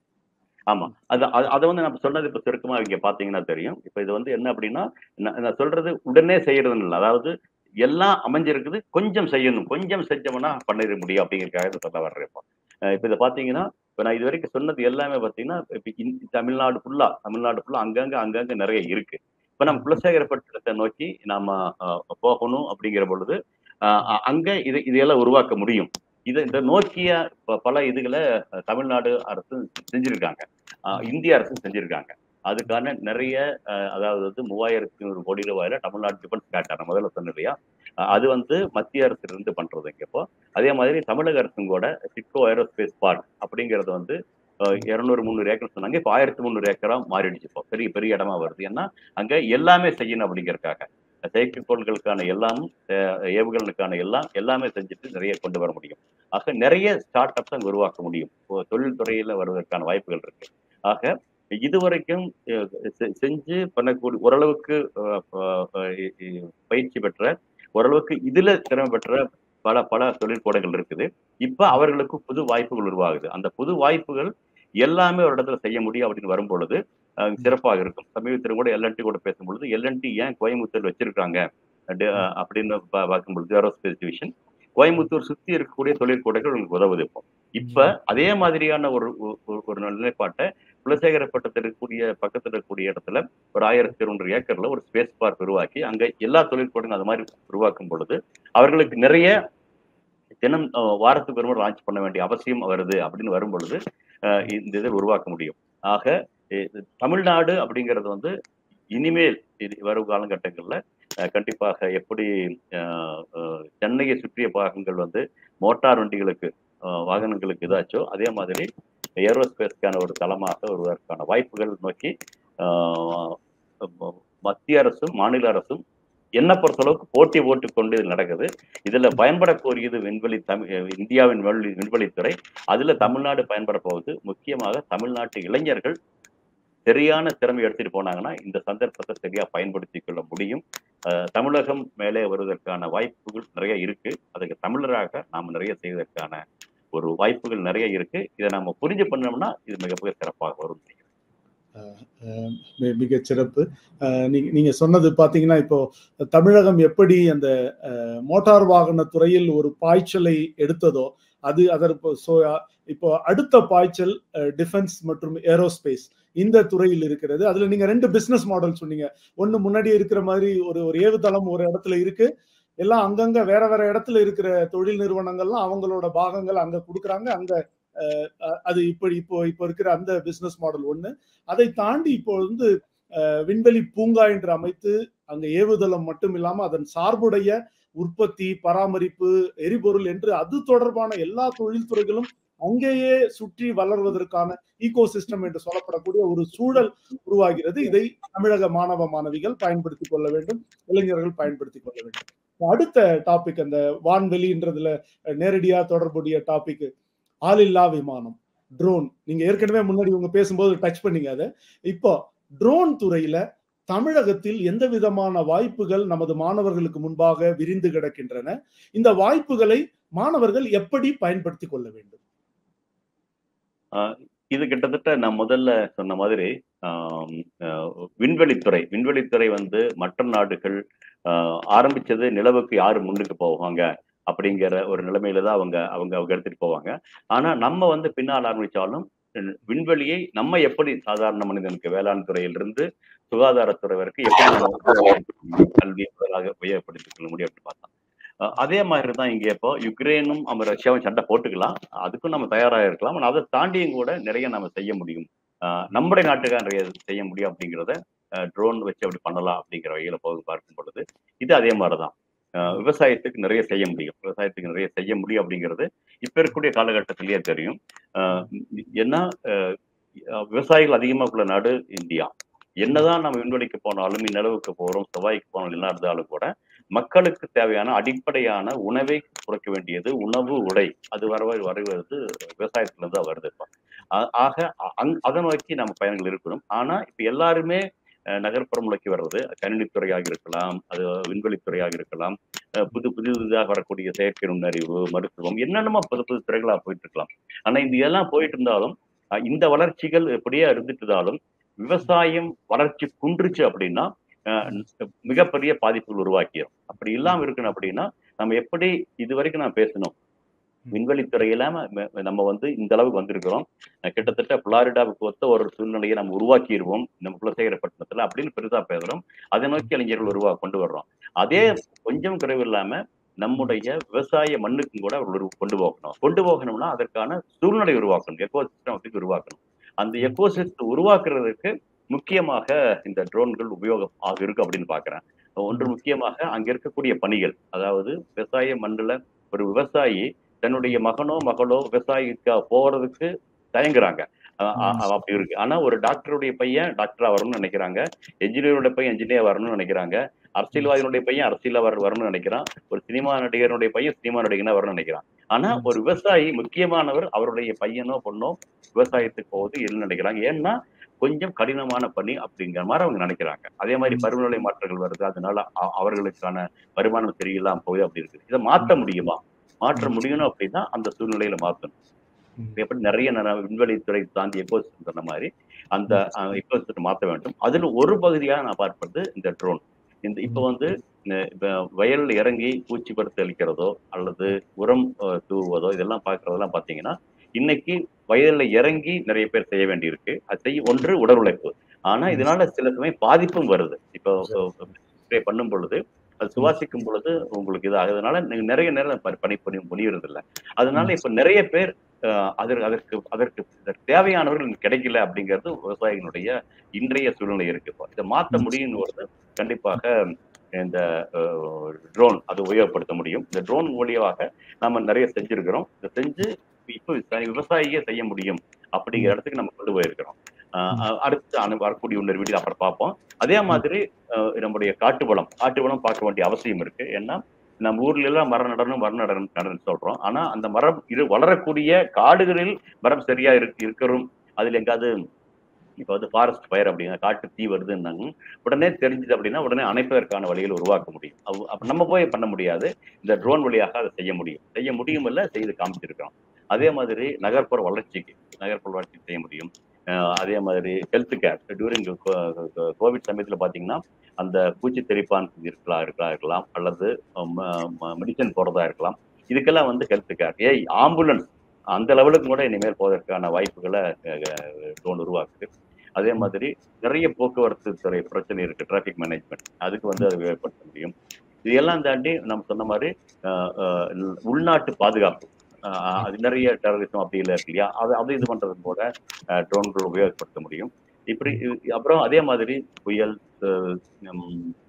மழை வெள்ளம், சுனாமி இது மாதிரியானது வரும் பொழுது அந்த இடத்துல தேவையான நிவாரணப் பணிகள் செய்வதற்கு மனிதன் போய் போகிறத விட இவங்க போய் ட்ரோன் வழியாக எடுக்க முடியும். அவங்களுக்கான உதவி பொருட்களை கொடுக்க முடியும். முடிந்தா அவர்கள் இடத்தில் கொண்டு வர முடியும். அப்படி நிறைய செய்ய முடியும். அதே மாதிரி சுரங்க தொழில்ல சரியாக சுரங்கம் ஒன்று வந்து இந்த பராமரிப்பு, அதாவது அரசு வந்து இந்த இடத்துல சுரங்கம் எடுக்கலாம்னு சொல்றாங்க. அதுக்கு அவங்க சொன்ன மாதிரி நடக்குதா, அது சரியான மேலாண்மை பார்ப்பதற்கு நம்ம உபயோகப்படுத்த முடியும். இது எல்லாமே வந்து இந்தியாவினுடைய தற்போதைய தேவைக்கு, அது விவசாய மண்ணிலிருந்து நம்ம சுரங்க வேளாண்மை வரைக்கும் பல துறைகள்ல வந்து நம்ம ட்ரோன்கள் வழியாக செய்வதற்கான வாய்ப்புகளை உருவாக்க முடியும். இதனால நிறைய இளைஞர்கள் இதுல உள்ள வருவதற்கான வாய்ப்புகளை நம்ம உருவாக்குறோம். அதாவது ட்ரோன்கள் வழியாக பூச்சி தெளிப்பான் செய்ய முடியும் அப்படிங்கிறதையும் தாண்டி ட்ரோன்கள் எந்த பயிர்கள்ல இந்த இடத்துல, அதாவது தெளிப்பான் பொழிப்பு பண்ண இந்த இடத்துலதான் வந்திருக்குது அப்படின்னு சொல்ல முடியும். அந்த இடத்த சரி பண்ணி அங்க மட்டும் பண்ண முடியும். Precision agriculture அப்படிமாங்க. நுண்மான் வேளாண் அப்படிங்கிறது, அதை செய்வதற்கு நம்ம அக்ரிகல்ச்சர் உதவும். அதுவும் இப்ப வந்து ஜெனரேட்டிவ் ஏஐ வந்திருக்கு. இதன் மூலியமாக இன்னும் சிறப்பாக செய்ய முடியும். ஆக மிக தொன்மையான காலத்துல விவசாயத்தை ஆரம்பிச்ச நாம் இன்னைக்கு வந்து ஒரு விவசாயத்தினுடைய ஒரு குறியீடாக பார்க்கும் பொழுது எந்த அளவுக்கு ஒரு ஏக்கர்ல நெல் உற்பத்தி பண்றோம், எந்த அளவுக்கு கோதுமை உற்பத்தி பண்றோம், அது மாதிரி எந்த இடத்துக்கு பல வகைகள் உற்பத்தி பண்றோம் அப்படி பார்க்கும் பொழுது அதுல நான் ரொம்ப பின்தங்கி இருக்கிறோம். பல ஏக்கர்கள், பல கோடிக்கணக்கான ஏக்கர்கள் இருக்கலாம். ஆனா ஒரு ஏக்கர் அப்போ ஒரு குறியீடுல வச்சுட்டு இஸ்ரேல் மாதிரி ஒரு சின்ன நாட்டை அது ஒத்து பார்த்தோம்னா நான் ரொம்ப சிறப்பாக இருக்கும். ஆக புது விஞ்ஞானம் முறைகள் அங்க போகணும். அப்புறம் இப்ப நிறைய ஆட்கள் அங்க போகாத ஒரு நிலையை மாற்றணும். இதன் மூலியமாக நிறைய இளைஞர்களுக்கு பணியும் கொடுக்கணும். அந்த பணி கொடுக்கும் பொழுது அந்த பணி அவர்கள் சிறப்பாக செய்கிறார்கள். அதாவது ஒரு டாக்டர் இருக்காருன்னா டாக்டருக்கு சிறப்பான பணியா பாக்குறாங்க. ஆனா உண்மையில பாத்தீங்கன்னா ஒரு டென்டிஸ்ட் மற்றவங்களுடைய நோயான பல்ல எடுத்து அவன் பாக்குறான் இப்ப. ஆனா அதற்கான ஒரு தளத்தை உருவாக்கும் பொழுது அந்த பணி வந்து சிறப்பான பணியாகுது. அதை விட வேளாண் துறைகள் இன்னும் சிறப்பான பணி. ஆனா நம்ம சேத்துல இருந்து செய்யணுமே அப்படிங்கறதுனால, உடல் உழைப்பு செய்யணுமே அப்படிங்கறதுனால அங்க இருக்கக்கூடிய பூச்சி கிளிப்பான் என்னுடைய மூக்குல வந்துருமே, அதனால என் பையனுடைய உடம்பு கெட்டுருமே அப்படின்னு இதெல்லாம் இருக்குல்ல, இதெல்லாம் மாத்த முடியணும். அப்படின்னா இந்த எக்கோசிஸ்டம் மாத்த வேண்டியிருக்கு.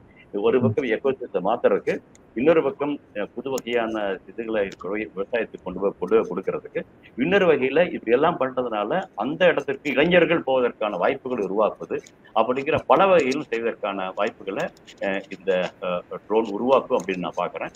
அந்த வகையில இது இருக்கு. ஒரு சின்ன ஒரு இதாக வந்து நான் சொல்ல முயற்சி பண்றது அப்படின்னா, அடுத்து பார்க்கலாம். அது ஒரு விவசாயியும் கூட எப்படி பூச்சி தெளிப்பான் பண்றாரு அவங்களுக்கு நான் சொல்றது இல்ல, செஞ்சு காமிச்சிருக்கோம். இதெல்லாம் நான் சொல்றது நடக்க ஆரம்பிச்சிருக்குது. இதை வந்து அங்கேயும் இங்கேயும் சிறிதா செய்யறத பெரிதாக பண்ண வேண்டும், நிறைய செய்ய வேணும் அப்படிங்கிற ஒரு முனைப்பாடு இருக்குது. அந்த வகையில் அடுத்த ஒரு வீடியோ பார்க்கலாமா? இது வந்து ஒரு விவசாயிக்கே இப்ப வந்து கிஷான் ட்ரோன் அப்படிங்கிற ஒரு முனைப்பை வந்து நம்ம சொல்லி அது மத்திய அரசு ஒத்துக்கொண்டு ஒவ்வொரு விவசாயிக்கும் கிட்டத்தட்ட இது மாதிரியான ட்ரோன் அவங்க சொந்தத்தில் வச்சுக்க முடியும். 10 லட்சம் ரூபாய் அவங்க மானியம் கொடுக்குறாங்க. அவங்களுக்கான பயிற்சியும் கூட அரசே அவர்களுடைய இதா கொடுக்குறாங்க. அது சென்னையில் நடக்குது. இப்ப இவர்கள் பாத்தீங்கன்னா இது மூலியமா, இந்த ட்ரோன் மூலியமாக கிடைக்கும் பூச்சி தெளிப்பான் இவர் செய்யும் பொழுது இவர் வந்து இவருடைய பையனையோ மகளையோ இந்த வேலைக்கு அனுப்புவதில் ஒரு தயக்கம் இருப்பதற்கான இது இல்லை. ஏன்னா இப்ப இங்க இருக்கிறாரு, நாளைக்கு அவர் வீட்டுல இருந்தே கூட செய்ய முடியும். அதே மாதிரி ஒரு நிலைமை உருவாக்க முடியும். அப்புறம் எந்த இடத்துக்கு தெளிக்கணும், இன்னொன்று வந்து என்ன பண்ணோம்னா, ஓப்பன் டிஐ கொடுக்கும் பொழுது அது எல்லா இடத்திலும் தெளிக்க வேண்டிய அவசியம் இல்லை. எந்த இடத்துல பூச்சி தெளிப்பான் தெளிக்கணுமோ அதையும் செய்வதற்கான வாய்ப்புகள் உருவாக்குது. இப்போ ஒரு மனுஷன் இருந்தான்னா இங்க இருந்து நடந்து போய் செய்யறதுக்கு அவனுக்கு பல மணி நேரங்கள் ஆகும். ஆனா இந்த ட்ரோன் பாத்தீங்கன்னா ஒரு ஏக்கரை மிக சில மணித்துளிகளே செய்வதற்கான வாய்ப்பு நம்ம உருவாக்கி இருக்கிறோம்.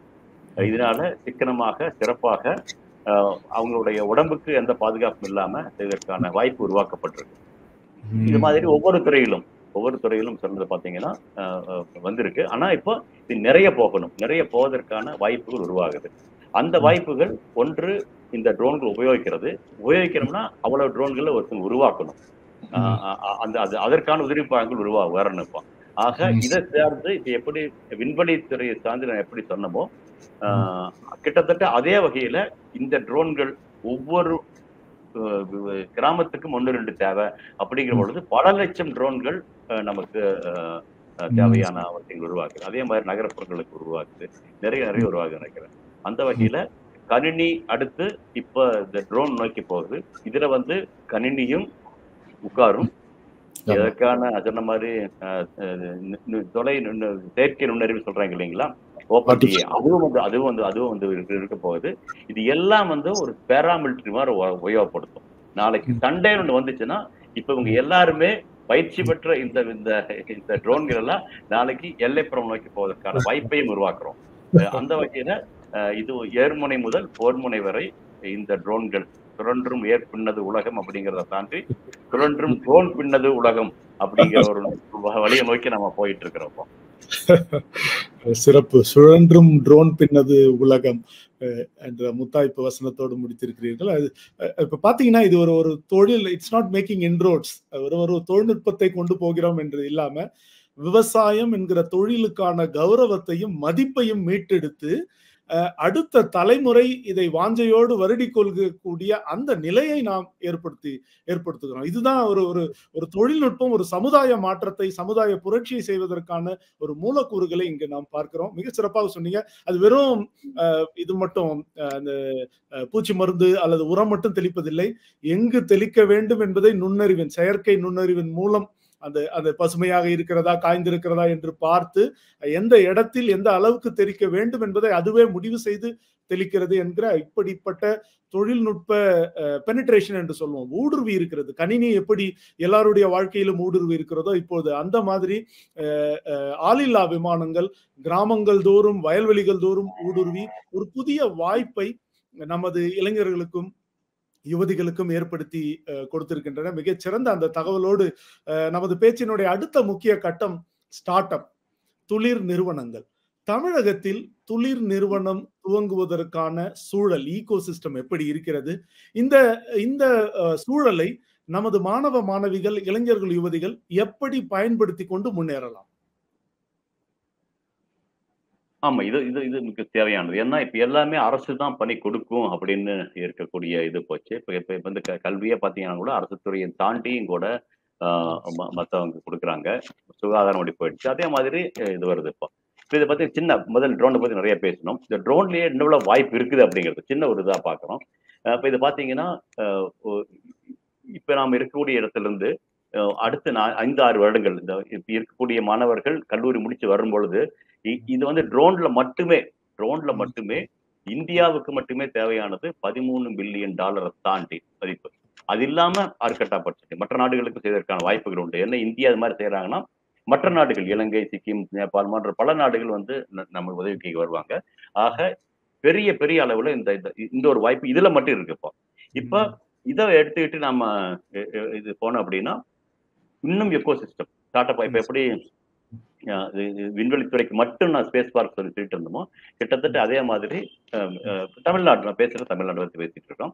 அதனால நம்முடைய மாணவர்கள் இதை பார்த்துக்கலாம். ஸ்டார்ட் அப் TN.in அந்த வலைதளம் போன எங்களுக்கு தெரியும்ப்பா.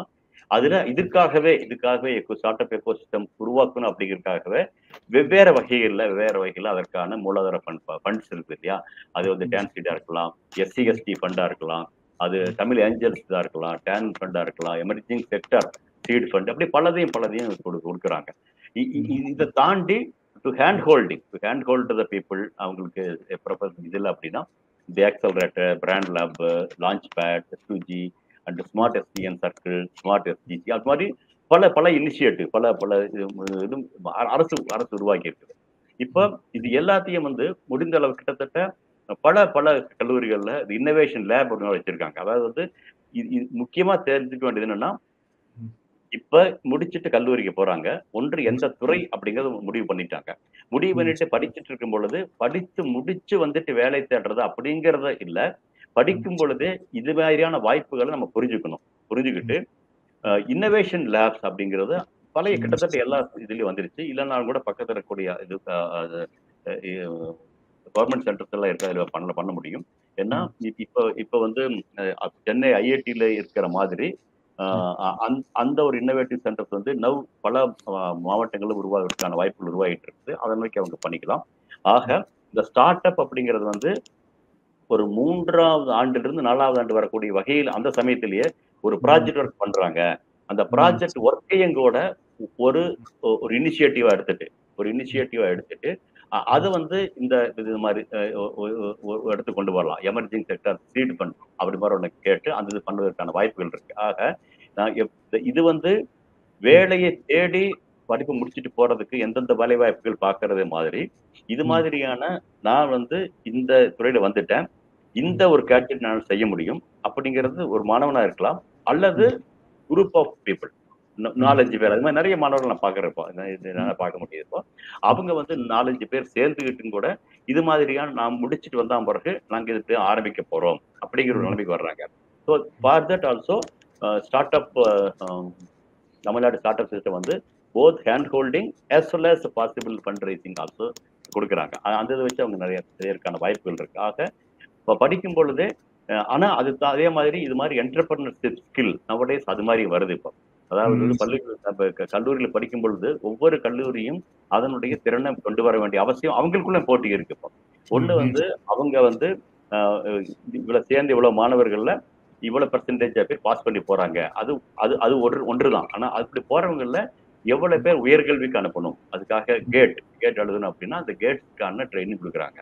அதே மாதிரி இன்னொரு பக்கம் இவங்க வந்து ஆராய்ச்சி திறன் நோக்கி போகணும் அப்படின்னா அப்போ வந்து ஹையர் ஸ்டடிஸ் அதே மாதிரி அந்த எடுத்து போற மாதிரி இருக்கும். இன்டகிரேட்டட் பேஜ் பண்ற மாதிரி கொடுத்துருக்காங்க. அதே மாதிரி அனதர் ஸ்கில் வந்து entrepreneurship skill. That skill also they are trying to create. Entrepreneurship skill அப்படிங்கிற இதே வந்து பல கல்லூரிகள் இருக்குது. இதை வந்து நம்ம இலக்கிய மன்றத்தில் சேர்ற மாதிரியோ அல்லது கிரிக்கெட் கிளப்ல சேர்ற மாதிரியோ ஸ்விம்மிங் கிளப்ல சேர்ற மாதிரியோ இது மாதிரியான வாய்ப்புகளை அவங்க பயன்படுத்தி கொண்டாங்கன்னா படிப்பு முடிச்சுட்டு அப்புறம் அப்பா அம்மாவுடைய காசு வாங்கி ஸ்டார்ட் அப் பண்றதை தாண்டி அவர்களே கால் ஒன்று செய்வதற்கான வாய்ப்புகளை அங்க உருவாக்க முடியும்னு நினைக்கிறேன். ஒரு 4 பேர் சேர்ந்துட்டு அவங்களுடைய ஒரு எலக்ட்ரானிக் இன்ஜினியர் இருக்கலாம், ஒரு மெக்கானிக்கலா இருக்கலாம், இன்னொரு இன்ஸ்ட்ருமெண்டேஷனா இருக்கலாம். இவங்க எல்லாம் சேர்ந்து கூட ஒரு புது கேட்ஜெட் உருவாக்கக்கூடிய வாய்ப்புகள் இருக்கலாம். அப்ப நானே பண்ணேன்னா எம்ஏல பண்ண ப்ராஜெக்ட் வந்து நியூமெரிக்கல் கண்ட்ரோல் லேத். நான் electronics engineer, but BSc institute more like start up மாதிரி தான் அங்கே இருக்கப்போ அவங்க கூட போய் மெக்கானிக்கல் 2 பேருக்கு நாங்கள் சேர்ந்து நம்ம மைக்ரோ ப்ராசஸர் எடுத்துக்கிட்டு நியூமெரிக்கல் கண்ட்ரோல் சிஸ்டம் மாதிரி பண்ணி அப்ப இருக்கக்கூடிய சாதாரண லேத்தை நியூமெரிக்கல் கண்ட்ரோல் லேத்தை மாற்ற முடியும் அப்படிங்கிற வகையில் ஸ்டெப்பர் மோட்டரை வச்சு நம்ம பண்ணணும். அது வந்து that project help we to move forward. But அதை வச்சு நம்ம ஒரு அடுத்த நியூமெரிக்கல் கண்ட்ரோல் லேத் நம்மளே செய்யக்கூடிய வாய்ப்புகள் உருவாகி இருக்கலாம். இது மாதிரியான ஒரு ஹேண்ட் ஹோல்டிங் இருந்ததுன்னா நம்ம அப்ப பண்ணிருக்க முடியும். ஆனா இப்ப வந்து இது மாதிரியான வாய்ப்புகள் இருக்கு, அது மாதிரி பண்ண முடியும்னு நினைக்கிறேன். அந்த வகையில அதற்கான ஒரு அட்டிடியூடோட போனாங்கன்னா கண்டிப்பா செய்ய முடியும். ஆனா அதற்கு வந்து மிக மிக முக்கியமானது அவர்களுடைய ப்ராஜெக்ட் ஒர்க் அவங்க செய்யணும். இப்ப நிறைய இடத்துல ப்ராஜெக்ட் ஒர்க் விலைக்கு வாங்குறதா கேள்விப்பட்டேன். அது பண்ணக்கூடாது.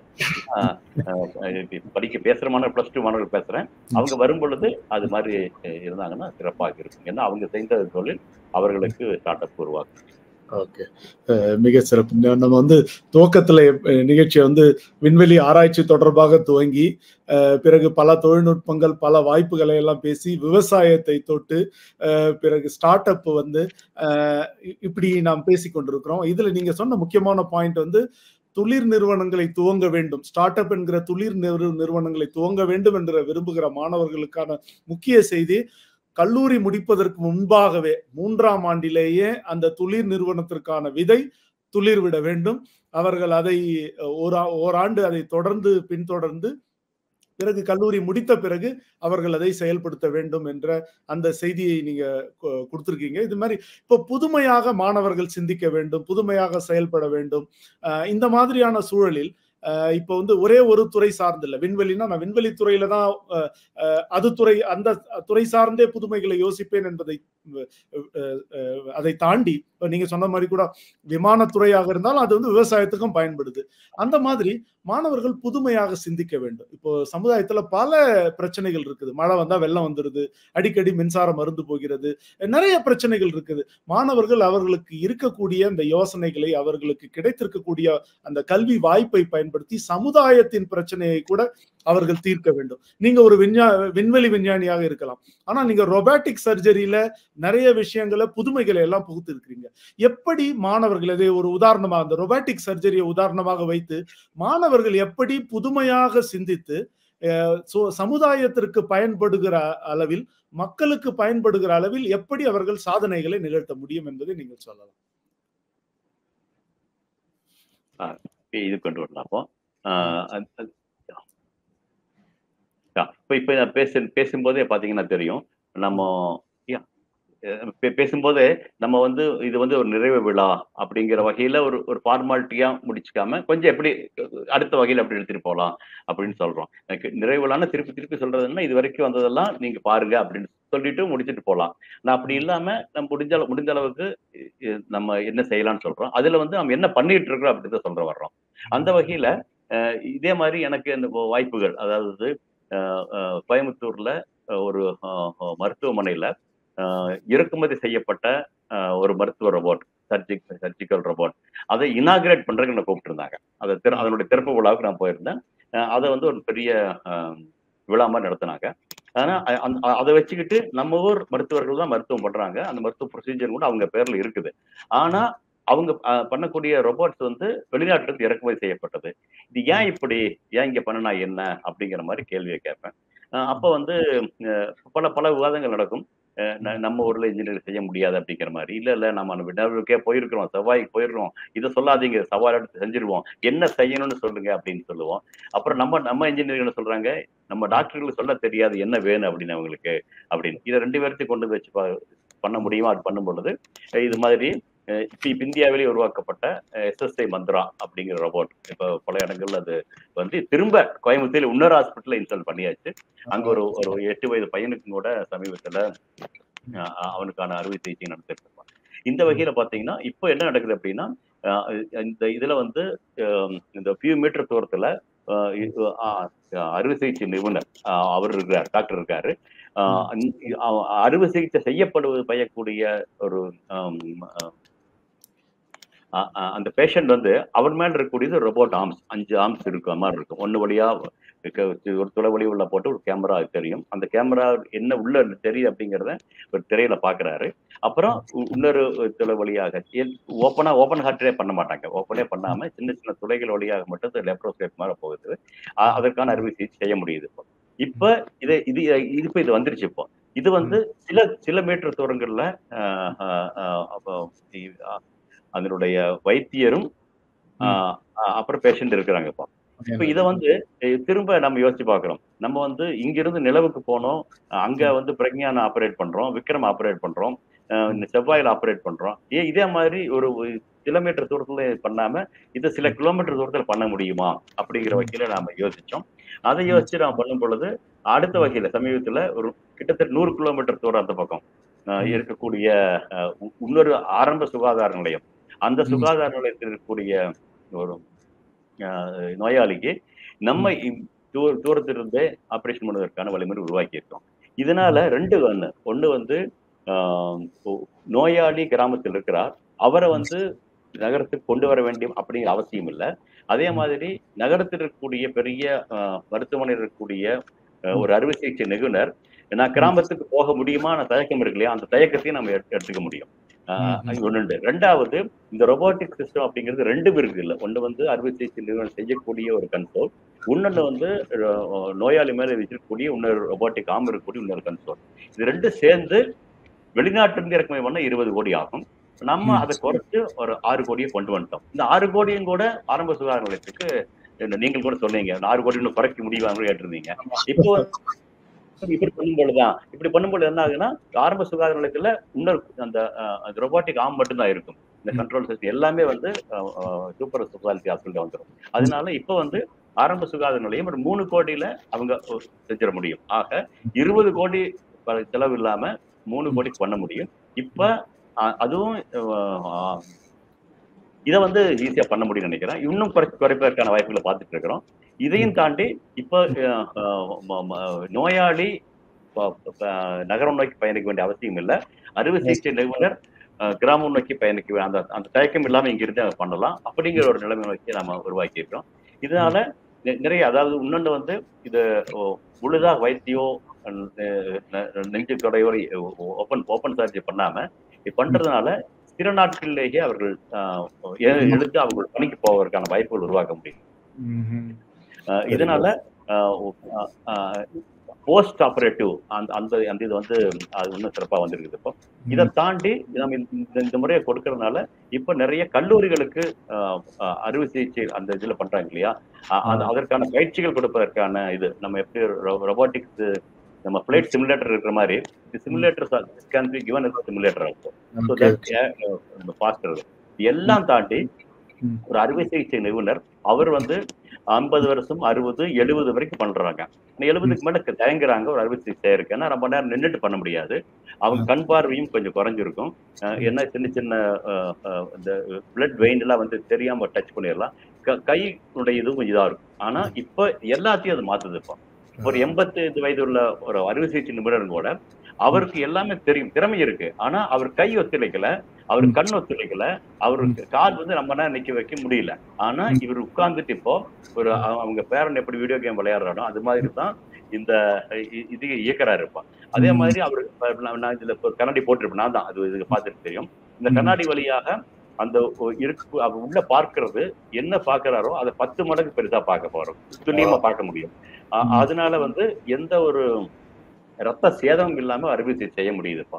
ஆக இது வந்து அறுவை சிகிச்சை நிபுணருக்கும் உதவுது, அங்க இருக்கக்கூடிய நோயாளிக்கும் உதவுது, இதை தாண்டி வெவ்வேறு தூரங்கள் இருந்தாலும் உதவுது அப்படின்னு பல இதில் இருக்கு. மாணவர்களும் புதிதாக செய்வதற்கான வாய்ப்புகள் உருவாகுது. இந்த வகையில நம்ம வந்து நமக்கு தெரிஞ்சது அதே மாதிரி சோசியல் ரெலவன்ஸ் சமுதாயத்துக்கு சேர்ந்ததையும் சேர்ந்து அதே மாதிரி விஞ்ஞானம் அப்படிங்கிறது ஒரு துறை சார்ந்தது மட்டும் இல்ல, மருத்துவத்திலும் விஞ்ஞானம் இருக்கிறாங்க, பொறியியலும் இருக்கிறாங்க. 2 பேரும் சேர்ந்தாங்கன்னா இன்னும் சிறப்பாக மனித சமுதாயம் சேர்ந்த இதுல செய்ய முடியும் அப்படிங்கிற வகையில இது ஒரு சின்ன உதாரணமா அதை நான் பாக்குறேன். இது மாதிரி மாணவர்கள் சமுதாயத்துக்கு வரும் பொழுது அதுதான் சொன்னது, தன்னுடைய விருந்துபட்ட பார்வை பார்க்கும் பொழுது அதுல வந்து நிறைய வாய்ப்புகள் உருவாகுது. இதை பாத்தீங்கன்னா மிக மிக முக்கியமானது அதுதான். இப்ப வெளிநாட்டுல இருந்தே நிறைய இதுக்கான சர்ஜரிக்கான இது நிறைய ஆர்டர்ஸ் வந்திருக்கு. இப்ப நிறைய செய்யும் பொழுது வர்த்தக ரீதியாகவும் நிறைய அது வருது. ஆனா அந்த வர்த்தகம் மட்டுமே இல்லை, அதன் பலன்கள் அதாவது சோசியல் ரெலவன்ஸா பண்ணணும் அப்படிங்கிறது ஒண்ணு உருவாகுது.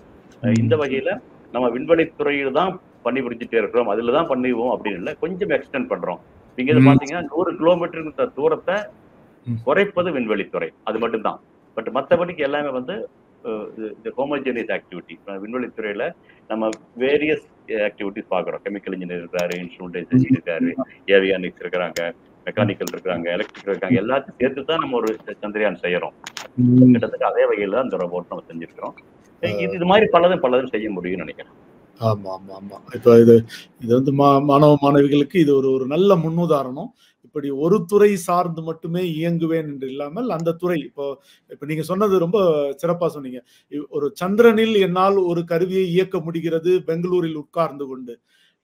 அந்த நுட்பத்தை பயன்படுத்தி ஒரு தொலை அறுவை சிகிச்சை என்ற வகையில் ஒரு மருத்துவர் ஒரு நகரத்தில் இருக்கிறார், கிராமத்தில் இருக்கக்கூடிய பயனாளிக்கு அவருக்கான அறுவை சிகிச்சை அங்கு செய்வதற்கான வாய்ப்பு ஏற்பட்டிருக்கிறது.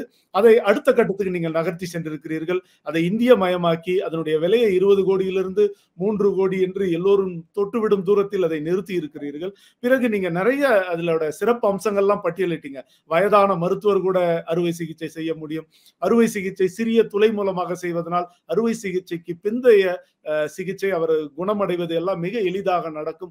ஆக இப்படி ஒரு புதிய சிந்தனையை சமுதாயம் என்னால் எப்படி பயன்படும், அறிவியல் என்பது மக்களுக்காகத்தான். அறிவியல் ஆய்வுக்கூடங்களிலேயே ஒரு குளிர்பதனம் செய்யப்பட்ட அறையிலேயே நின்று விடாமல் அது இறங்கி வந்து அன்றாட வாழ்க்கையின் மனிதனினுடைய தொட வேண்டும், அவனுடைய அன்றாடங்களை தொட வேண்டும். அப்படிப்பட்ட ஒரு சிறப்பான உதாரணத்தை நீங்கள் தந்திருக்கிறீர்கள். உங்களோட இன்னொரு ப்ராஜெக்டை நான் இப்ப பேச விரும்புறேன்.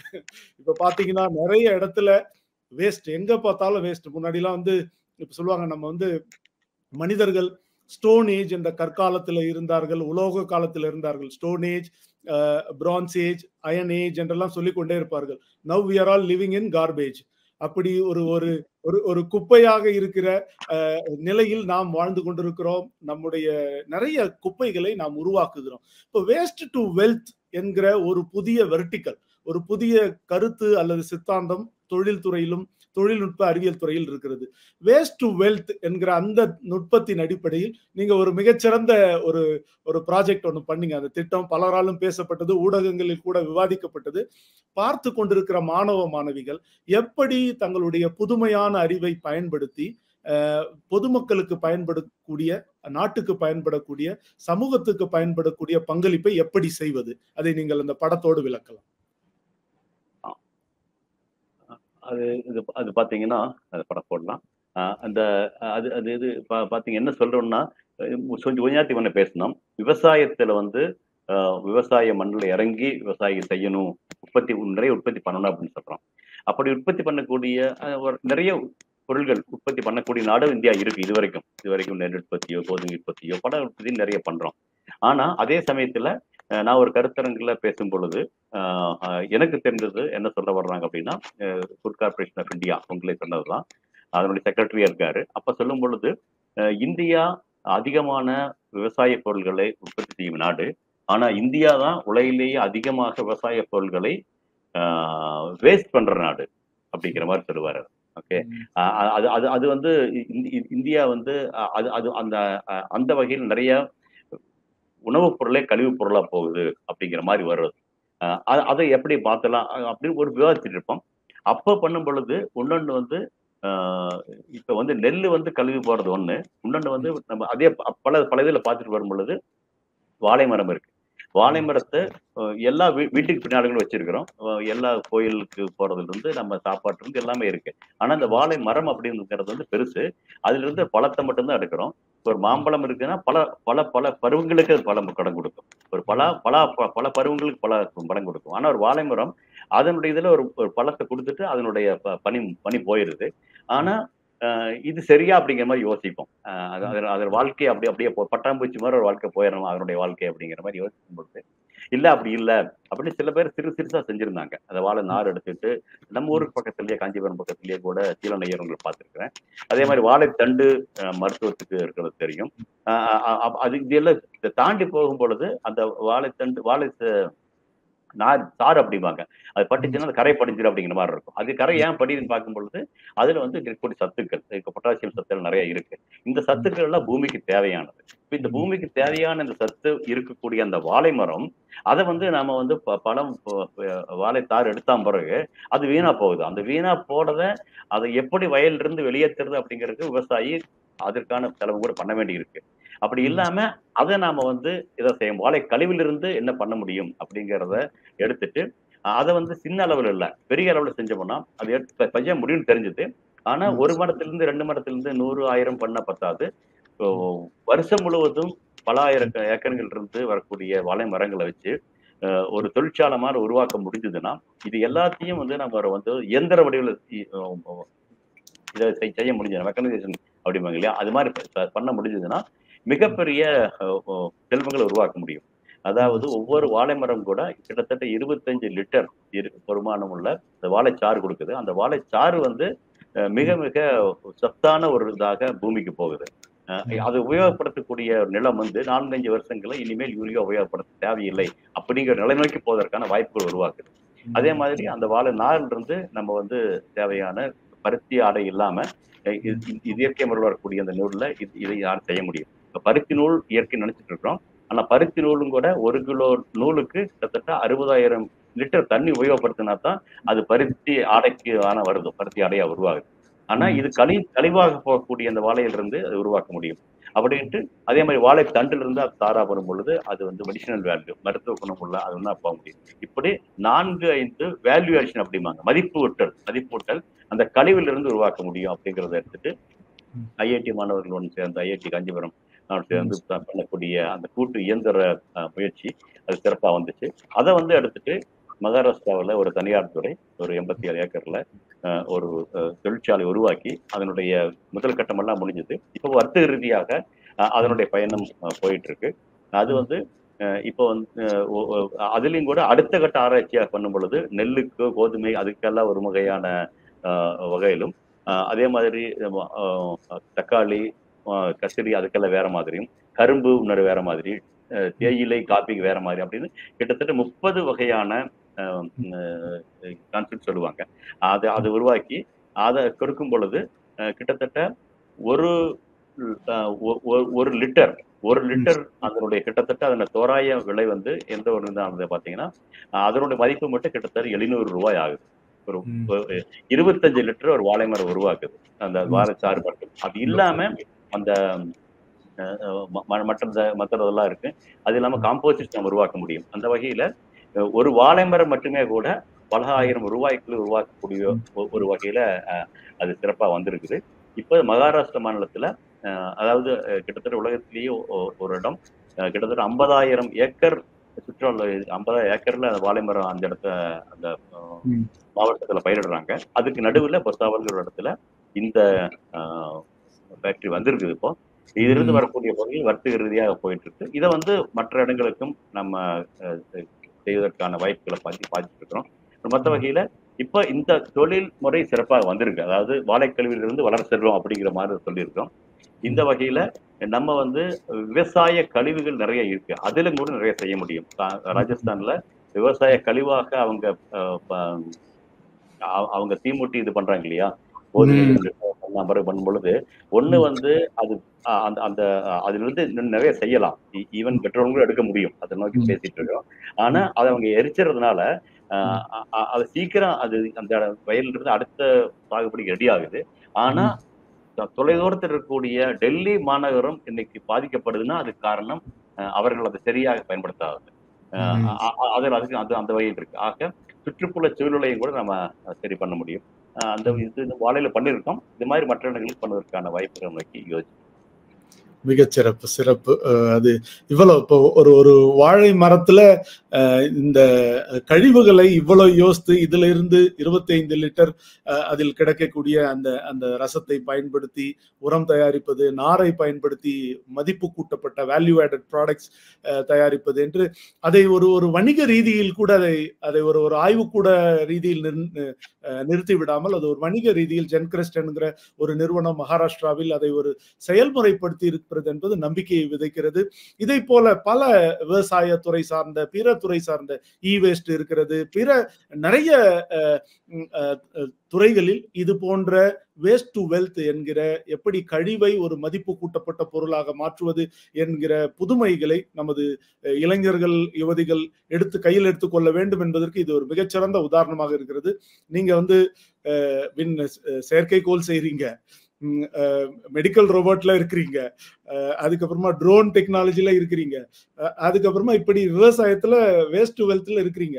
இப்போ உங்களை மாதிரி பார்வையாளர்களும் ஒரு விண்வெளி விஞ்ஞானியாகி பல தளங்களில் இந்த தேசத்திற்கு பங்களிக்க வேண்டும் என்றால் அவர்கள் என்ன படிக்க வேண்டும், விண்வெளி விஞ்ஞானியாக என்னென்ன தேர்வுகள், அதையும் நீங்கள் விரிவாக விளக்கலாம். அதான், அதாவது ஏதோ ஒண்ணு செஞ்சாலும் நார்மலா சொல்லுவாங்க. சொல்லுவது என்ன அப்படின்னு வழக்கமா சொல்லக்கூடிய வார்த்தை என்னன்னா, இது ஒரு ராக்கெட் சயின்ஸ் இல்ல அப்படிங்கிற மாதிரி சொல்லுவாங்க. அதாவது இது ஒரு ராக்கெட் சயின்ஸ் இல்ல அப்படின்னா அதனுடைய பொருள் என்ன அப்படின்னா இது கஷ்டம் இல்ல, அப்படியே ராக்கெட் சயின்ஸ் ரொம்ப கஷ்டம் அப்படிங்கிற மாதிரி ஒரு தன்மை இருக்குது.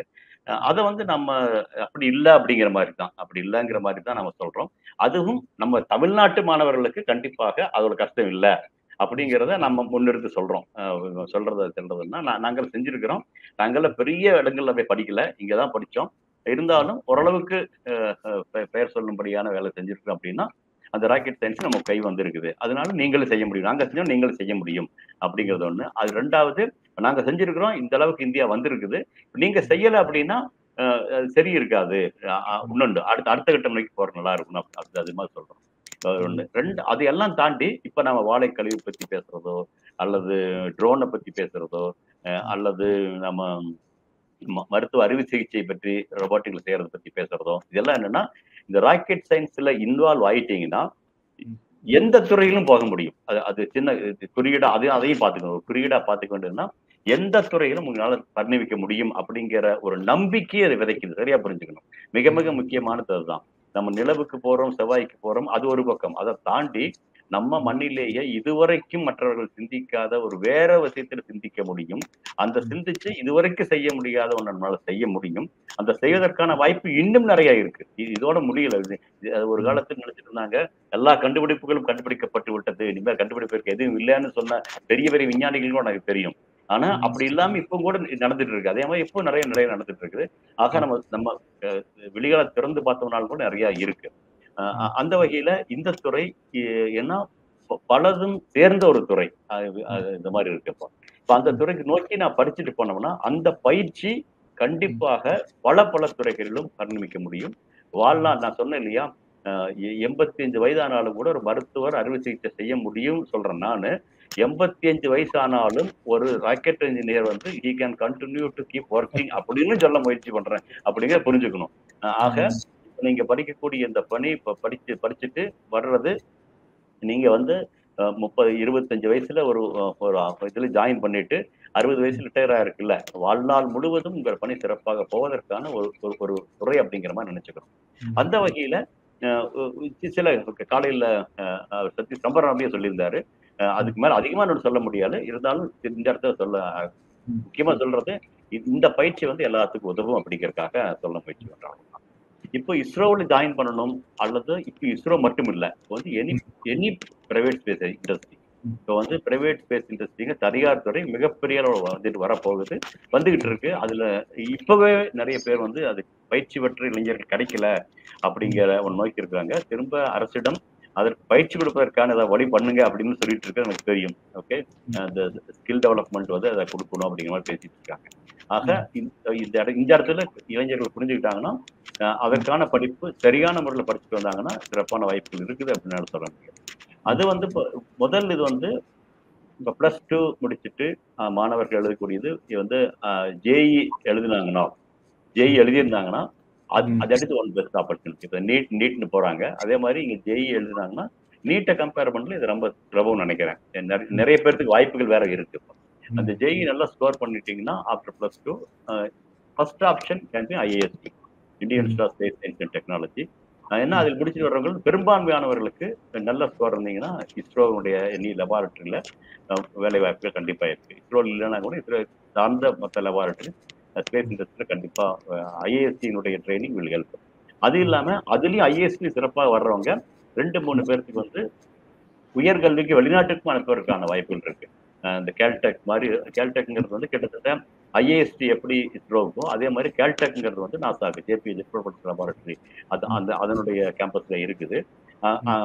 பக்கத்து கேம்பஸ்ல அங்க போஸ்ட் கிராஜுவேட் படிக்கிறதுக்கும் பிஹெச்டி பண்ற வாய்ப்பு நிறைய இருக்கு. அது ஒண்ணு. சப்போஸ் அது முடியல அப்படின்னா 2 வகையில போகலாம். ஒண்ணு வந்து நீங்க டிப்ளமா இன்ஜினியரிங் பண்ணிட்டும் கூட வருவதற்கான வாய்ப்புகள் இருக்கு. ஆனா டிப்ளமா இன்ஜினியரிங் இப்போ போறவங்க என்ன பொறுத்தளவுக்கு மேபி லேட்டரலா ஜாயின் பண்றது பண்ணா நல்லா இருக்கும். அதை ஜாயின் பண்ணா வரலாம் இருக்கும். ஆனா diploma engineering also people are intake இருக்கு, வருடங்கள் இருக்கு. ஏன்னா இப்ப அதிகமாக டிப்ளமா பண்ணிட்டு வர்றவங்க கிடைக்கிறது இல்லை, வேலைக்கு வாய்ப்பு கிடைக்கிறது, வேலைக்கு வர்றது இல்லை அப்படிங்கிற ஒரு இருக்கு. அது இல்லாம பிஇ பிடெக் எம்எஸ்சி ஸ்பெசிபிக்கலி நான் ஏரோஸ்பேஸ் போடல. ஏன்னா mostly number of placements are coming mechanical, ECE, computer science or chemical. Okay, but aerospace is there, but not number will not be that number. அதே மாதிரி அண்ட் கேட் எழுதிட்டு வரலாம். ஏன்னா சில சமயம் சில லெபார்டரிஸ் வந்து காமன் பண்ணலாம எங்களுக்கு ஒரு 5 பேர் வேணும், 4 பேர் வேணும் அப்படிங்கிற பொழுது அந்த எக்ஸாம் பண்றதுக்கு பதிலாக கேட் ஸ்கோரை வச்சுக்கிட்டே வந்து they will create out and bring back. So என்னை பொறுத்தளவுக்கு முதல் சாய்ஸ் வந்து ஜேஇ முடிச்சுட்டு இருந்துச்சுன்னா ஐஏஎஸ்ல வர்றது. அப்படி இல்லைங்கிற பட்சத்தில் நீங்க ஐஐடி என்ஐடியில் பண்ணிட்டு வரலாம். பட் அது முடிச்சுட்டு கேட் முடிச்சிருந்தீங்கன்னா உள்ள வர்றதுக்கு வாய்ப்புகள் நிறைய இருக்கு. இல்லைன்னா you have to cover common entrance exam. After MA MTech again it is electronics. There I think aero chances are more in the post graduation. Then there of course there specialized course இருக்கு பார்த்துக்கணும். Structural, thermal, embedded system, communication, அதே மாதிரி remote sensing also possible. There is another course happening in like IAST. We have another institute called Indian Institute of Remote Sensing Society, Remote Sensing IIR in Dehradun இருக்கு. So they give for a remote sensing for post graduation. Similarly, optics also we have, chemical also we have. So these people will have a possibility of direct interview. uh, is a possibility இருக்கு. இன்னொன்று வந்து after PhD if anything முடியலனாலும் கூட after PhD also but only thing is it no எந்த ஃபீல்டில் பண்ணுறது அப்படிங்கிறது கிரையோஜெனிக்காக இருக்கலாம், அல்லது ஆஃப்டர் எலக்ட்ரானிக்ஸாக இருக்கலாம், எம்பெடட் சிஸ்டமாக இருக்கலாம், வேறு ஏரோ ஃப்ரேமாக இருக்கலாம், ஸ்ட்ரக்சரலாக இருக்கலாம், ஸ்பெசிஃபிக் ஃபீல்டில் காம்போசிட்ஸ் பண்ணியிருக்கலாம் இருக்கலாம். ஸோ தீஸ் பீப்புள் பிஹெச்டி முடிச்சுட்டு they can register live register, ISRO S live register. அந்த லைவ் ரெஜிஸ்டர் ரிஜிஸ்டர் பண்ணாங்கன்னா so senior scientist when there looking for that அவங்க ஏரியாவுக்கு தகுந்த மாதிரி இருந்துச்சுன்னா they may call for interview to you. So that is the possibility. இதெல்லாம் பார்த்தீங்கன்னா இந்த வெப்சைட்ல இருக்கு, pro.gov.in கேரியர் அது இதை பார்த்துக்கலாம். பட் இப்போ என்னன்னா இப்போ இருக்கக்கூடியதுல தனியார் துறையும் கூட நிறைய வாய்ப்புகள் இருக்கு, அது ஒன்று. அப்புறம் தொழில் முனைவராக கூட நம்ம செய்வதற்கான வாய்ப்புகளை உருவாக்கப்பட்டிருக்கு, அதையும் பார்த்துக்கணும். ஏன்னா ஸ்கை ரூட் பண்றவங்க, அக்னி கோல் இவங்கெல்லாம் வந்து நிறைய பண்ணிட்டு இருக்காங்க, பெல்ட்ரிக்ஸ் பண்றாங்க, நிறைய நிறைய பிக்சலார் பண்றாங்க. நிறைய நிறைய நிறைய மாணவர்கள் கொஞ்சம் முடிச்சுட்டு வந்து சில நாட்கள் பணியில் இருக்கிறாங்க, அப்புறம் வெளியில போய் தனியார் துறையில் பண்றவங்க நிறைய இருக்காங்க. அது இல்லாம ஸ்டார்ட் அப் நிறைய இருக்கு. So the chances are more. But இதெல்லாம் சேர்ந்து என்ன சொல்றேன்னா, இதுல வந்தக்கூடிய அந்த பயிற்சி வந்து என்னுடைய அனுபவம் சொல்றது என்ன அப்படின்னா, நீங்க எந்த இடத்துல போனாலும் உங்களோட பேரை நிலைவச்சுக்க முடியும். அது ரொம்ப முக்கியமானது. அதுக்கு இந்த அடுத்து வரக்கூடிய 4 வருஷங்களை சிறப்பா நீங்க உபயோகப்படுத்திக்கணும். காலேஜுக்குள்ள போயிட்டு காலேஜுக்கு வெளியே வந்தா பத்தாது, காலேஜுக்குள்ள போயிட்டு நீங்க எப்படி அந்த நேரத்தை உபயோகப்படுத்துறீங்க அப்படிங்கிறது தான் ரொம்ப முக்கியமா இருக்கும். ஏன்னா அதுதான் ஒரு சிறந்த பயிற்சியா இருக்கும். அந்த பயிற்சி தான் உங்களை வந்து நான் 85 வருஷம் வரைக்கும் பணி செய்யணும் அப்படின்னா 60 வயசுல ரிட்டையர் ஆயிட்டு பென்ஷன் இல்லாம பணி புரியணும் அப்படிங்கிற ஆர்வம் இருக்கு இல்லையா, பணி புரியணும் உந்தல் இருக்குது இல்லையா, அதை உருவாக்கக்கூடிய இடமாக அந்த கல்லூரி வளாகத்தை பார்த்துக்கணும். அதுதான் ரொம்ப ரொம்ப முக்கியம். ஏன்னா எல்லாருக்கும் உங்களுடைய பருவ வாழ்க்கையில் முக்கியமான பருவம் என்ன அப்படின்னு கேட்டாங்கன்னா மாணவ பருவம்னு சொல்லுவாங்க, ரொம்ப இதாகுன்னு. ஆனா அந்த மாணவ பருவம் வாழ்நாள் முழுவதும் மாணவ பருவமா இருப்பதற்கான வாய்ப்பு இப்ப காலகட்டத்தில் இருக்குது. ஏன்னா படிச்சதை வச்சுட்டு ரொம்ப நாள் ஓட்டிட முடியாது, கத்துக்கணும். அப்ப கத்துக்கணும் அப்படின்னா அந்த கத்துப்பதற்கான அந்த செயல்முறை வாய்ப்பை வந்து கல்லூரி உருவாக்குதுன்னு நினைக்கிறேன்.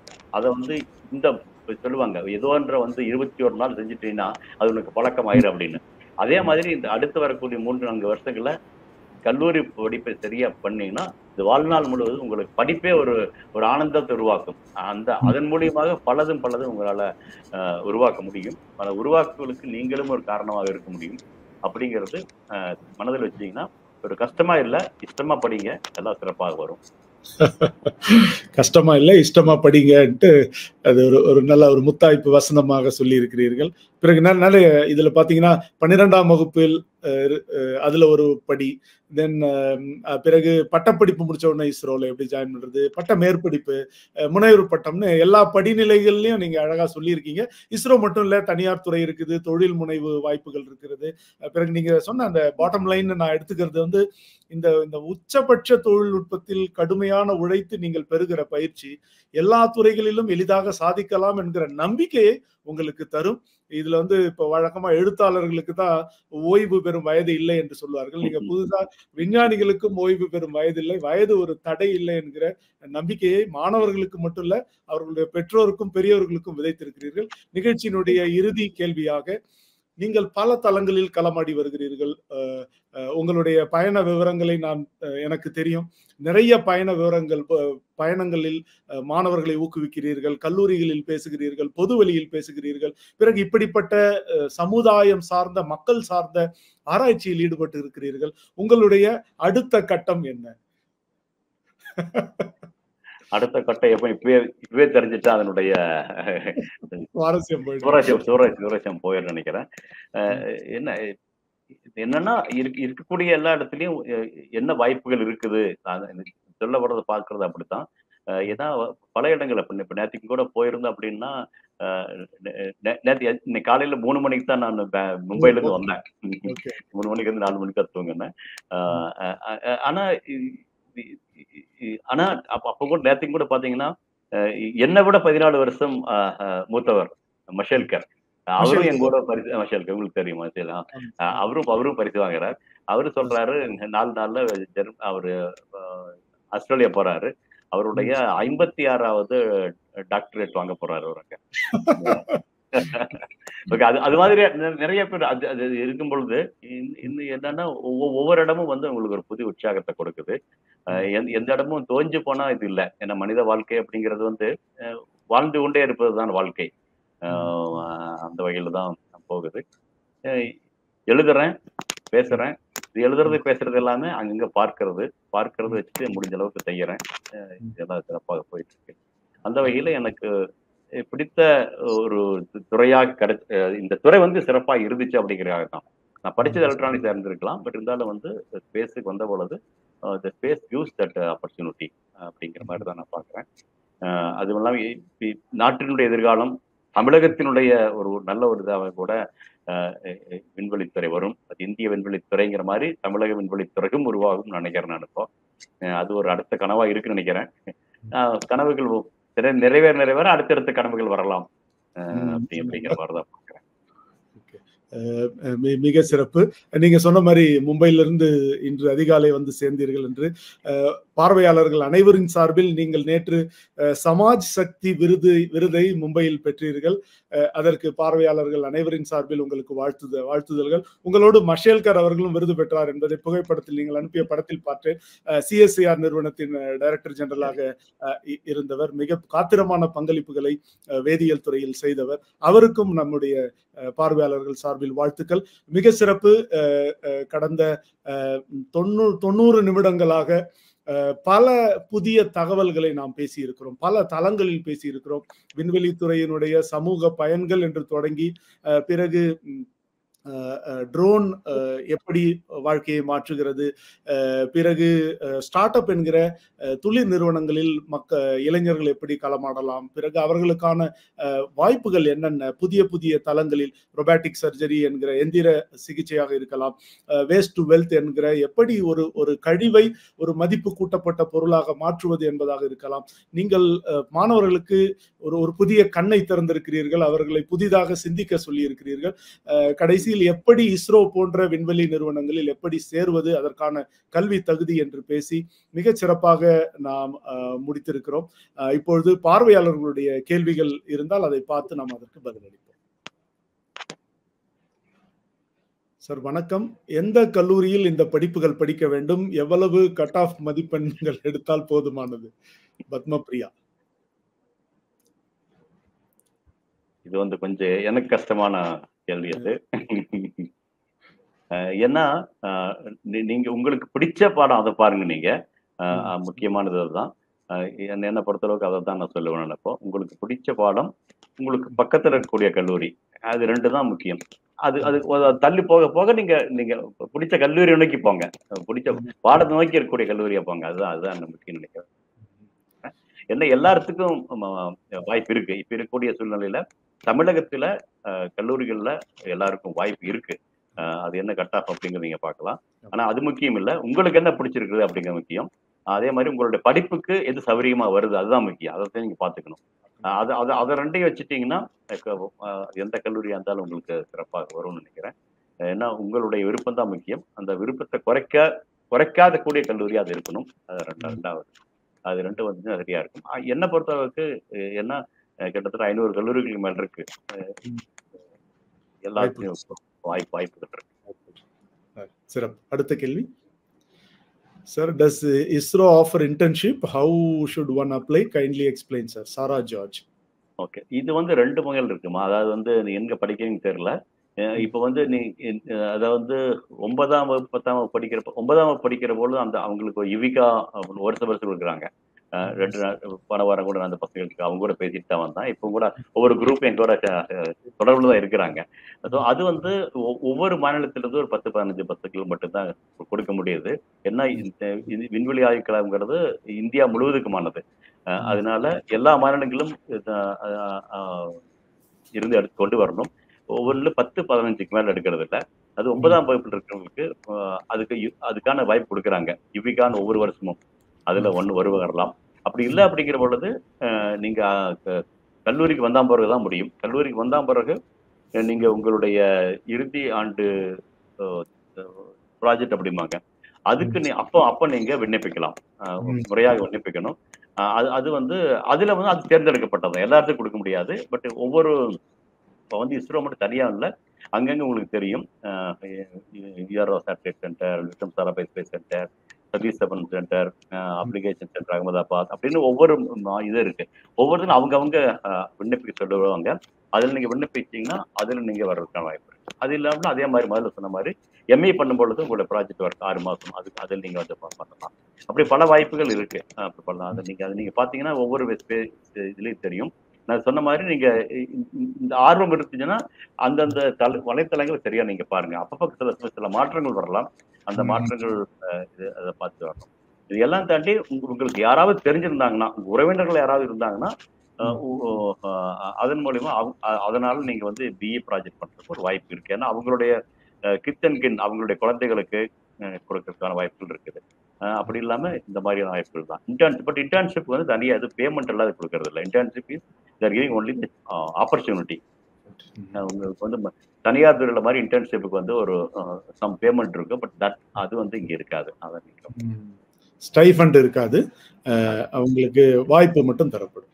சிறப்பு. அது இல்லாம அப்ரண்டிஸ் அப்படிங்கிறது ஒன்று இருக்கு. பிஏ முடிச்ச பிறகு ஒரு வருஷம் பண்ணலாம். ஒரு வருஷம் பண்றதுக்கான வாய்ப்பு இருக்கு.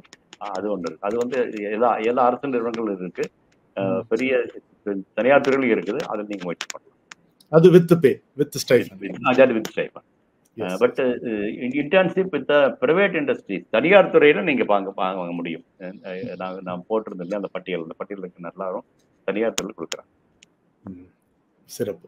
அடுத்த கேள்வி. Sir, kindly tell us about National Aerospace Laboratories. What kind of job opportunities are available at NAL? Mohammed Ismail கேக்குறார். NAL பாத்தீங்கன்னா இது வந்து CSIR லேப்ல ஒவ்வொரு துறையும் அவங்க ஆராய்ச்சி பண்றாங்க. அதுல இது வந்து ஏரோஸ்பேஸ் பத்தி துறை இது. இங்க வந்து இப்போ ஈவன் இஸ்ரோவே வந்து எங்களுடைய செயற்கைக்கோள்கள் எல்லாம் வந்து முழுதியா சரியா ஜிஎஸ்எல்வியா இருக்குனாலும் கூட அதன் முழு பாகம் அதனுடைய ஏரோ ஸ்ட்ரக்சர்ஸ் எல்லாம் வந்து டெவலப் பண்ணணும் அப்படின்னு அது பண்ண பிறகு அதோடைய அக்கஸ்டிக் டெஸ்ட்டுக்கோ அல்லது மற்ற இன்டர்னல் டெஸ்ட் இதுக்கெல்லாம் பண்றதுக்கெல்லாம் வந்து அவங்களுடைய ஃபெசிலிட்டிஸ் பண்றது நிறைய தேசிய கட்டுமானங்கள் அப்படி சொல்லுவாங்க இல்லையா, அது மாதிரியான இது ஏரோஸ்பேஸுக்கு தகுந்தான ஆராய்ச்சிகளுக்கு தேவையானது எல்லாம் வந்து இருக்கக்கூடிய இடம் அது. அது இல்லாம நமக்கான அதாவது காலமன்றி பண்ணிட்டு இருந்தாங்க.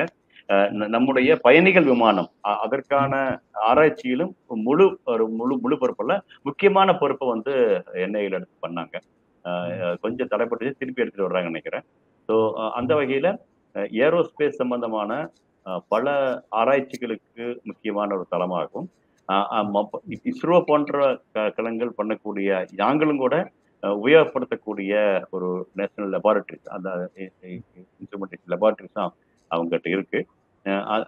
அது இல்லாம I think some especially some of the analytical and numerical analysis point of view people are very good there. நிறைய இது வந்து ஒன்று வந்து டெஸ்ட் பண்ணலாம். இன்னும் டெஸ்ட் பண்றதை தாண்டி சிலது வந்து நீங்க வந்து நியூமரிக்கல் அனாலிசிஸ் சொல்லுவாங்க, சிமுலேஷன், அது மாதிரி பண்ணி நீங்க அதை பார்க்க முடியும். அதுலயும் பண்றாங்க. அதே மாதிரி மெட்டீரியல்ஸ் ப்ராசஸ் இப்போ வந்து இருக்கக்கூடிய ஏரோஸ்ட்ரக்சர்ஸ் எல்லாம் வந்து நாட் லைக் இப்போ இருக்கும் அலுமினியம் இந்த அயன் அந்த இதெல்லாம் பண்ண முடியாது. வெயிட்லெஸ்னஸ் தான் இருக்கணும். But it withstand many mechanical other properties பெட்டரா இருக்கணும். அதை நோக்கிய மெட்டீரியல்ஸ் அண்ட் ப்ராசஸ் மெட்டீரியல்ஸ் இருக்கலாம். பட் அந்த ப்ராசஸ் செய்யணும் இல்லையா, அதுக்கு that I think they will do that. So that way so they are doing very very Nish R&D. அந்த நிஷ் R&Dக்கு தேவையான கட்டுமானங்கள் இருக்கக்கூடிய இடம் வந்து நேஷனல் ஏரோஸ்பேஸ். சாரஸ் என்ற விமானம் அவர்கள் செய்து கொண்டிருக்கிறார்கள், அந்த பிராந்திய போக்குவரத்து விமானம். சிறப்பு. அடுத்த கேள்வி.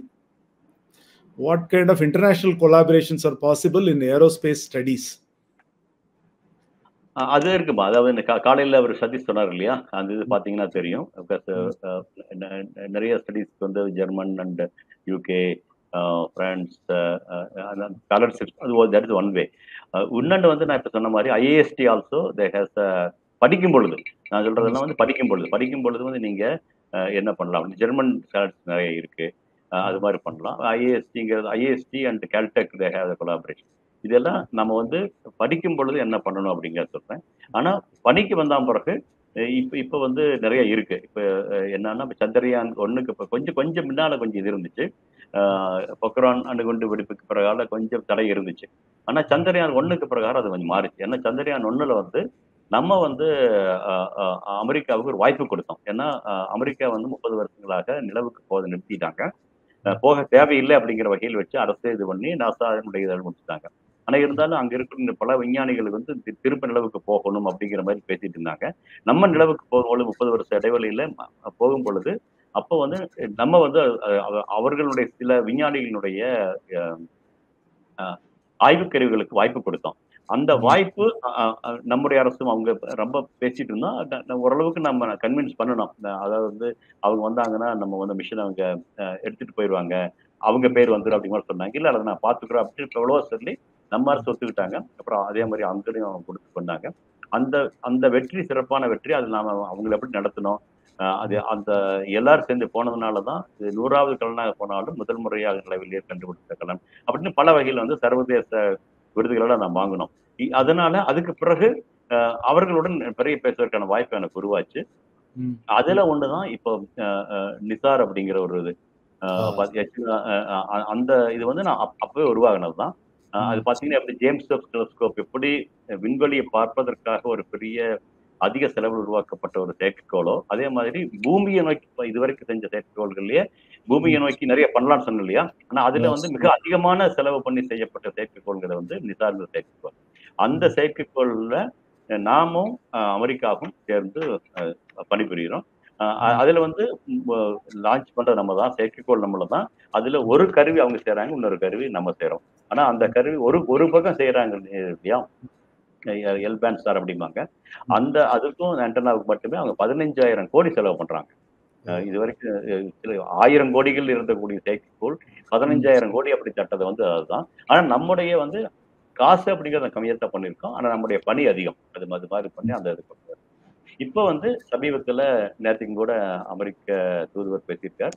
அமெரிக்காவும், இந்தியாவும் விண்வெளித்துறையில நிறைய செய்வதற்கான வாய்ப்புகள் இருக்கு. அதுவும் முக்கியமாக திரும்ப நிலவுக்கு போவதற்கான வாய்ப்புகள். திரும்ப நிலவுக்கு போவதற்கு ஆர்டிமிஸ் அப்படிங்கிற ஒரு ப்ரோகிராம் வச்சிருக்காங்க. அதுல வந்து நம்ம எப்படி நிசார், இந்த சந்திரயான் 1ல எல்லாம் இது பண்ணுவோம் இணைந்து பணியாற்றணும். அதே மாரி இந்தியாவும், அமெரிக்காவும் திரும்ப நிலவுக்கு போவது, நிலவில் ஒரு குடி அமர்த்துவது, அதுவும் நிலவில் ஒரு சர்வதேச விண்வெளி மையம் அமைப்பது அப்படிங்கிற ஒரு பெரிய பெரிய ஒரு திட்டம் நோக்கி அமெரிக்கா முன்னெடுக்குது. அதுல இந்தியாவினுடைய ஒத்துழைப்பை அவர்கள் கேட்கறாங்க. அந்த வரைக்கும் எனக்கு தெரியும். அந்த வகையில எதிர்காலத்துல மிக சிறிய ஒத்துழைப்பு அமெரிக்காவுக்கும், இந்தியாவுக்கும் வரும். நிலவில் திரும்ப மனிதர்கள் போவதற்கான வாய்ப்பு, இந்தியர்கள் ஏன் தமிழர்களே நிலவில் இறங்குவதற்கான வாய்ப்பை நோக்கி நான் நடந்துட்டு இருக்கோம்னு நினைக்கிறேன். அந்த வாய்ப்பை நான் திரும்ப திரும்ப சொல்ற மாரி, இந்த வாய்ப்பை பயன்படுத்திக் கொள்வதற்கு நீங்கள் தயாராக இருந்தால், வாய்ப்பு கை கொடுப்பதற்காக உங்களுக்காக தயாராக இருக்கிறது நிலவிலும் கூட. சிறப்பு. ஆக சந்திரனில் எடுத்து வைக்கிற காலடி ஒரு தமிழருடைய காலடியாக கூட இருக்கலாம் என்கிற நம்பிக்கை இருக்கிறது. மிக சிறப்பு. நிசார் என்பது NASA ISRO synthetic aperture radar என்கிற ஒரு திட்டம் இருக்கிறது. அடுத்த கேள்வி. Are there any government or private sector grants available for drone technology research? அது இருக்குப்பா. அதான் சொன்னேன் இல்லையா நான் இப்போ இந்த இந்த நம்ம தமிழ்நாடு ஸ்டார்ட் அப்லயே இருக்குது. அந்த இது அதை நீங்க பார்க்கலாம் நீங்க. அது இல்லாம கூட if you have I think DRDO also have some funds technology ideas funds they are having. அந்த இதுல நீங்க இது பண்ணலாம். So basically you have to keep your things open and see எங்கெங்க இருக்குது அப்படிங்கிறது. ட்ரோன்ஸ் கண்டிப்பா இருக்கு. அது வந்து இப்போ இந்த ட்ரோன்ஸ் கிஷான் ட்ரோன்ஸ் அப்படிங்கிறத இப்போ ஒன்று கொடுத்துருக்காங்க. அது இல்லாமல் லாஜிக்ஸ் ட்ரோன்ஸ் அப்படின்னு வந்து இப்போ ஸ்வாம் ட்ரோன்ஸ் அப்படிங்கிறது நிறைய இருக்கு. எனக்கு தெரிஞ்ச நிறைய start ups there working there getting a fund from the various things starting from defence, DRDO, many funds are coming. ஆமா. டேர் டு ட்ரீம் அப்படின்னு ஒரு திட்டம் இருக்கு. அதுல வந்து இந்த மாதிரி புதுமையான யோசனைகள் நீங்க கொடுத்தீங்கன்னா அதுல முதல் பரிசாக 5 லட்சம் வரைக்கும் கொடுக்குறாங்க. ஒரு ஸ்டார்ட் அப் இருந்தா 10 லட்சம் வரைக்கும் ஆமா இருக்கு. ஆமா டிஸ்க்னு இருக்கு, defence innovation start up challenge என்று டிஸ்க் அப்படின்ட்டு நீங்க உங்க இணையதளத்துல தேடி பார்க்கலாம். நீங்க அதுலயும் நிறைய ப்ராப்ளம் ஸ்டேட்மெண்ட் கொடுப்பாங்க. அதுல வந்து நீங்க உங்களுடைய யோசனை மிக சிறப்பாக இருந்தால் தேர்வு செய்யப்பட்டு அதிலும் உங்களுக்கு இந்த மாதிரி பண உதவி, பிறகு தொழில்நுட்ப வழிகாட்டுதலும் உங்களுக்கு அதுல கிடைக்கும். மகிழ்ச்சி. அடுத்த கேள்வி. Thank you, sir, for giving valuable details. For example, aerospace. Dinakaran TV channel. TV channel மிக மகிழ்ச்சி. Sir, like Kisan Drone Yatra, is there a special program for drone operations in disaster management? Specific இல்ல, but I know something develop for the coastal card. Okay, coastal card அவங்களுக்கு வந்து இப்போ normal இந்த ship இதை தாண்டி அவங்க hour கிராஃப்டை தாண்டி ஆள் இல்லாத விமானம் இது மாதிரி யூஏ மாதிரி இருக்குங்களா, அதனுடைய அவங்க டார்கெட் என்ன அப்படின்னா somebody is there in the high land inside. So அவங்களுக்கு தேவையான பொருளை கொண்டு போய் கொடுக்க முடியும், லைஃப் போட்டை கொண்டு போய் ட்ராப் பண்ண முடியும். They can even monitor somebody from the அவங்க போட்டில் போயிட்டு இருப்பாங்க, keeping the boat as a point, they will able to see for the various few kilometers taking the drone up. So அது மாதிரி வந்து கடல்ல வந்து யாராவது இன்ட்ரூடர் பார்க்கறதுக்காக இருக்கலாம் அல்லது டிசாஸ்டர் இது பண்ற மாதிரி இருக்கலாம். So that is the thing they have taken. Fire I think fire service people, நம்முடைய தீயணைப்பு படை இருக்கு இல்லையா, தீயணைப்பு படையில வந்து separate wing now it has come. அந்த ட்ரோன் விங்னே நம்ம பழைய டிஜிபி ஜெயலலிதா பாபு இருக்கும் பொழுது அவர் ஆரம்பிச்சாரு. அப்புறம் பின்னால வந்து நம்பர் கொடுத்த நம்பர் அதுல நிறைய இருக்காங்க. அதே மாதிரி டிராஃபிக் மேனேஜ்மெண்ட்ல இருக்கு, பெரிய இந்த ஊர் தேர் திருவிழா இதெல்லாம் நடக்கும் பொழுது அந்த இதுல இதை பார்க்கறதுக்கான இதுல இருக்கிறாங்க. ஸோ திஸ் இது மாதிரி ட்ரோனை வந்து ஸ்பெசிஃபிக்கா இது மாதிரியான ஃபோர்ஸஸ் அவங்க வந்து கோஸ்டல் கார்டா இருக்கலாம், அவங்க கேட்டு வாங்குறாங்க.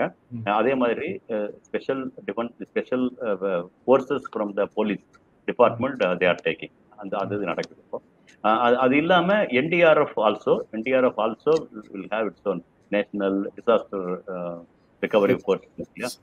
They also have along with the boats when to drop or locate the people, they have the drones.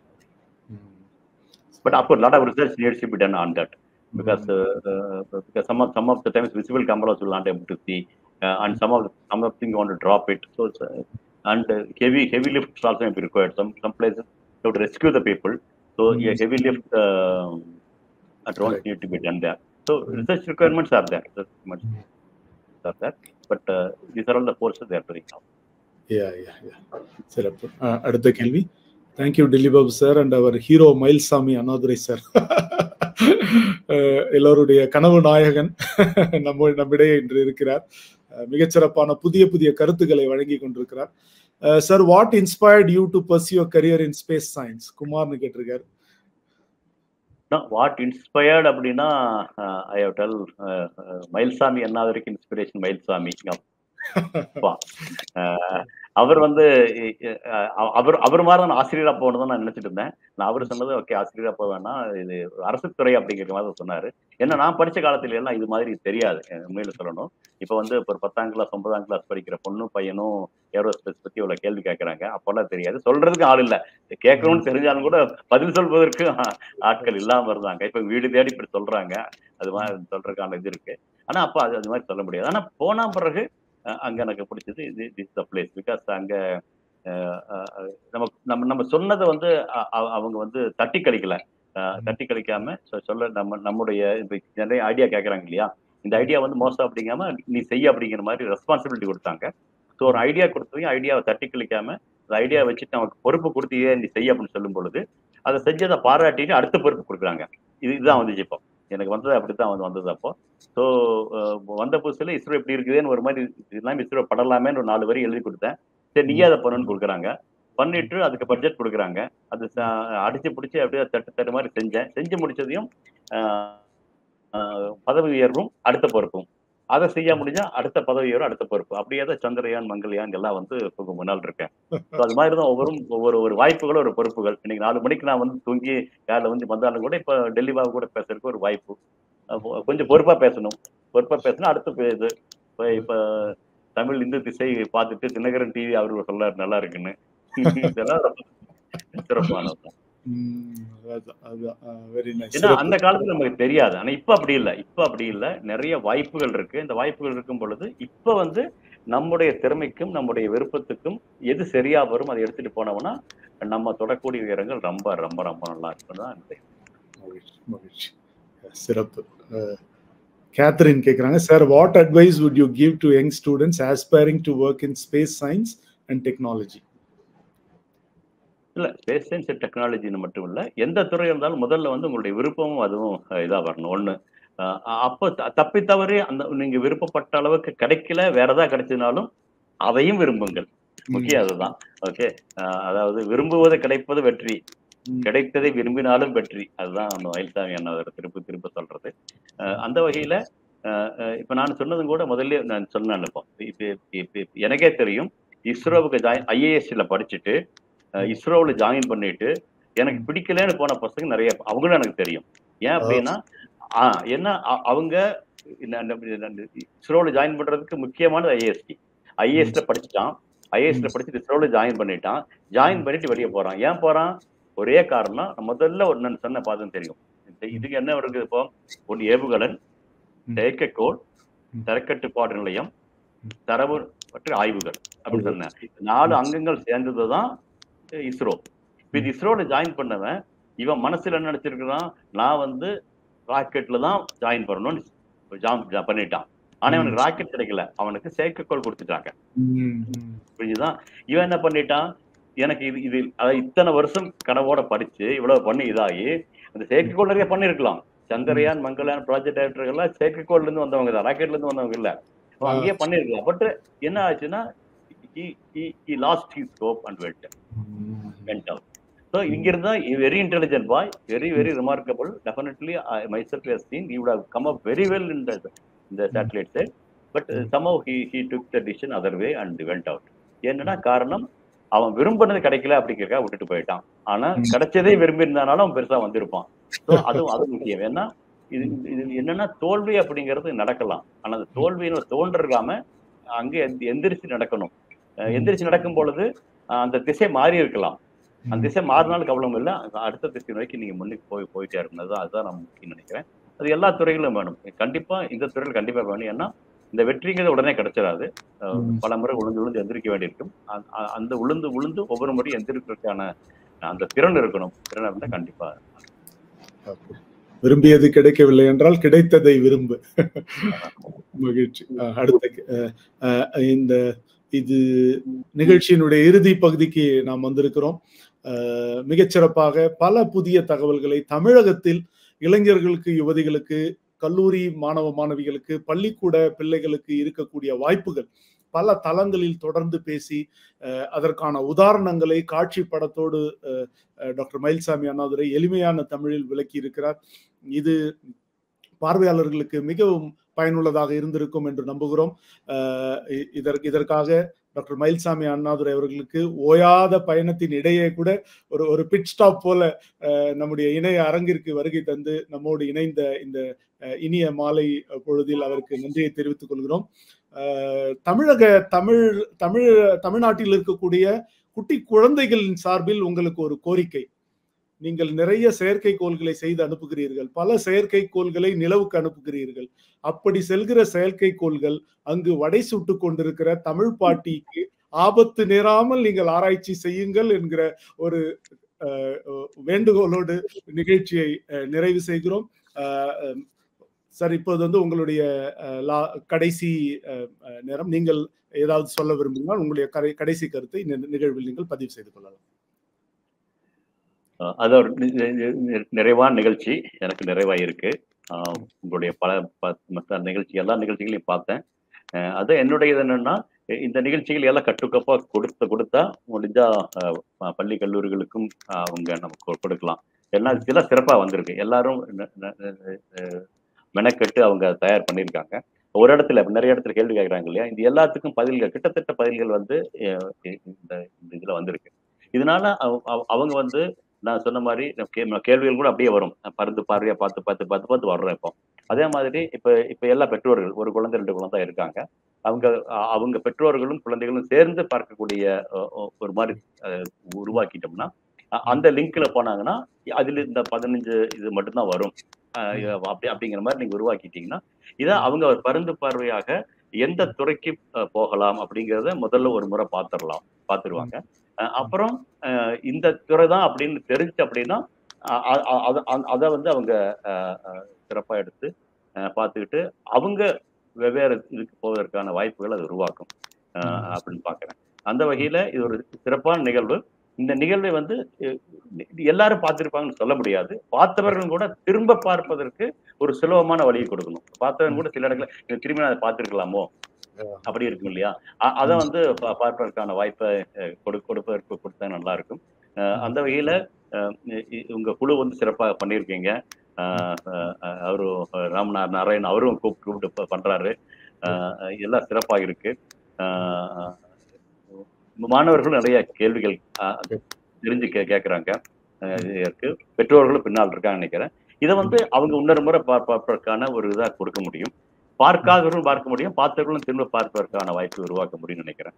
அது வந்துச்சுன்னா அவங்களுக்கு சிறப்பாக இருக்கும். ஏன்னா அவர்களுடைய வாழ்க்கையில எங்கேயா ஒரு இடத்துல நம்ம உயர்வுக்கு உயர்கல்வி, என்னுடைய உயர்வுக்கு உயர்கல்வி அந்த இந்த திட்டம் இந்த தெளிவு வந்துச்சு அப்படின்னு சொல்லிச்சுன்னா அதுதான் உண்மையான ஒன்னா இருக்குன்னு நினைக்கிறேன். அதான் யுவிகா ஒவ்வொரு மாணவர் குழு பேசும் பொழுதும் அவர்களுடைய குழுவை ஒரு தனியா வச்சிருப்பேன். ஏதாவது ஒன்னா நீங்க உங்களுடைய நல்லது கெட்டது உங்களுடைய எதெல்லாம் போடுங்க அப்படிமே. நேற்றுக்கு என்னுடைய பரிசையும் கூட அவங்களுக்கு போடுவேன். அவங்க இதா பாக்குறாங்க. ஏன்னா இது வந்து என்னுடைய பரிசு அவங்களுக்கு சொல்றதுக்காக இல்ல, இது மாதிரி அவங்களுக்கு தோணணும் அப்படிங்கிறக்காங்க ஒன்று. அதே மாதிரி அந்த ஒரு அமைப்புல வந்தோம் அதை அப்படியே எடுத்துட்டு போகணும் அப்படிங்கிற மாதிரி. அந்த வகையில உயர்வுக்கு உயர்கல்வி அப்படின்னு தமிழகத்தினுடைய வீடுகள் தேடி வந்த தமிழ் இந்து திசையின் தெல்லிபாவும் சேர்ந்த இந்த நிகழ்வு நம்முடைய தமிழகம் திரும்ப மேலதான் இருக்கிறோம். ஆனா இன்னும் மேல போகணும். அந்த உயரங்களை தொடும் பொழுது கண்டிப்பாக உயர்வுக்கு உயர்கல்வி அப்படிங்கிற இந்த வார்த்தை ஒரு மந்திர சொல்லாக மனதில் ஒலிக்கணும். அது ஒலிப்பதற்காக எல்லாம் செஞ்சுட்டீங்க. கொஞ்சம் சிறிதாக ஐசிங் இந்த இதுன்னு சொல்லுவாங்க இல்லையா, கேக் அப்படின்னு இல்லையா, அதை மட்டும் பண்ணோம்னா சிறப்பாக வந்துருக்கு. ஏன்னா திரும்ப சொல்லுவேன், விண்டோஸ் பெருசு இல்லை, தனித்தனியே இருந்த சாஃப்ட்வேர் ஒட்டுக்கா கொண்டு வந்து போட்டு கொடுத்தாரு, மவுஸ் கனெக்ட் பண்ணிச்சு, அவ்வளவுதான். அது மாதிரி ஒன்று கொடுத்தோம்னா நல்லா இருக்கும். மற்றபடிக்கு எல்லாம் சிறப்பாக இருக்குது. என்னுடைய வாழ்த்துக்கள் குழந்தைகளுக்கும் அவங்களுடைய எதிர்காலத்துக்கு அவங்களுடைய உயர்வுக்கு உயர்கல்வி உதவும். அந்த உயர்கல்வி எடுத்துட்டு மேல போங்க. அது நீங்க எங்க இருந்தாலும் உங்களை உயர்த்தும் இல்லாம வீட்டையும் நாட்டையும் உயர்த்தும். நன்றி. மிகச்சிறப்பு. உயர்வுக்கு உயர்கல்வி நம்முடைய பார்வையாளர்கள் குழந்தைகளுடைய வாழ்க்கையில் ஒரு முக்கிய பங்கு வகிக்கும் என்று சொன்னீர்கள். ஏறக்குறைய 16 பாகங்களை நாம் இந்த தொடரில் முடித்திருக்கிறோம். 30 சிறப்பு விருந்தினர்கள், பல்வேறு துறை சார்ந்தவர்கள், ஆராய்ச்சியாளர்கள், பேராசிரியர்கள், ஐஐடி, என்ஐடி உள்ளிட்ட பேராசிரியர்கள், மத்திய அரசினுடைய இயக்குனர் அந்தஸ்தில் இருக்கக்கூடியவர்கள், விஞ்ஞானிகள் என்று பல பேர் கலந்து கொண்ட இந்த நிகழ்வின் முத்தாய்ப்பாக இந்த இறுதி பகுதியில் நீங்கள் வந்து பங்கேற்றது மிக்க மகிழ்ச்சி. நீங்கள் கூறியது போல இது ஒரு பிளேலிஸ்ட் போல இதை தொகுத்து இந்த காணொலி காட்சிகள் எல்லாவற்றையும் தொகுத்து ஒரு நிரலாக நாம் அதை தயாரிப்போம். இதை பார்ப்பவர்கள் மீள் பார்வை பார்ப்பதற்கும், பார்க்காமல் தவற விட்டவர்கள் மறுபடியும் பார்ப்பதற்கும் இது வசதியாக இருக்கும். நிறைய ஆசிரியர்கள் பார்த்துட்டு இருக்காங்க தெரியும், அவர்களுக்கும் அது உதவும் மாணவர்களுக்கு சொல்றது. ஆமா. இதில் சொல்லப்பட்ட தகவல்களை அவர்கள் வகுப்பறையில் பல மாணவர்களுக்கு சொல்வதற்கும் பக்கத்து பள்ளிக்கூடங்களில் பரவுவதற்கும் இது வாய்ப்பாக அமையும். அந்த வகையில் உங்களுடைய ஆலோசனைக்கு மிக்க நன்றி. அதை உடனடியாக நமது இந்து தமிழ் திசை செய்யும் என்ற நம்பிக்கையோடு இந்த நிகழ்ச்சியை இப்படிப்பட்ட சிறப்பான மாணவர்களுக்கு பயனுள்ள நிகழ்ச்சியை தொடர்ந்து முன்னெடுக்கும் இந்து தமிழ் திசை நாளிதழ் குழுமத்துக்கு எங்கள் இருவரின் சார்பில் நன்றியை தெரிவித்துக் கொள்கிறோம். இந்த நிகழ்ச்சியை வழங்கி கொண்டிருக்கிற விஐடி சென்னை நிறுவனம் நிறுவனத்திற்கும் உடன் வழங்கி கொண்டிருக்கிற ஈஸ்வரி பொறியியல் கல்லூரி, சவிதா பொறியியல் கல்லூரி, ஆல்பா பொறியியல் கல்லூரி உள்ளிட்ட நிறுவனங்களுக்கு எங்கள் இருவரின் சார்பில் நன்றியை தெரிவித்துக் கொள்கிறோம். மயில்சாமி அண்ணாதுரை அவர்களுக்கு அவருடைய பள்ளிக்கூட காலத்தில் ஒரு பென்சில் பரிசாக கிடைத்தது. அந்த பென்சில் அதே வடிவத்திலான ஒரு ஏவுகலனாக நின்று இந்தியாவை உயர்த்தி இருக்கிறது.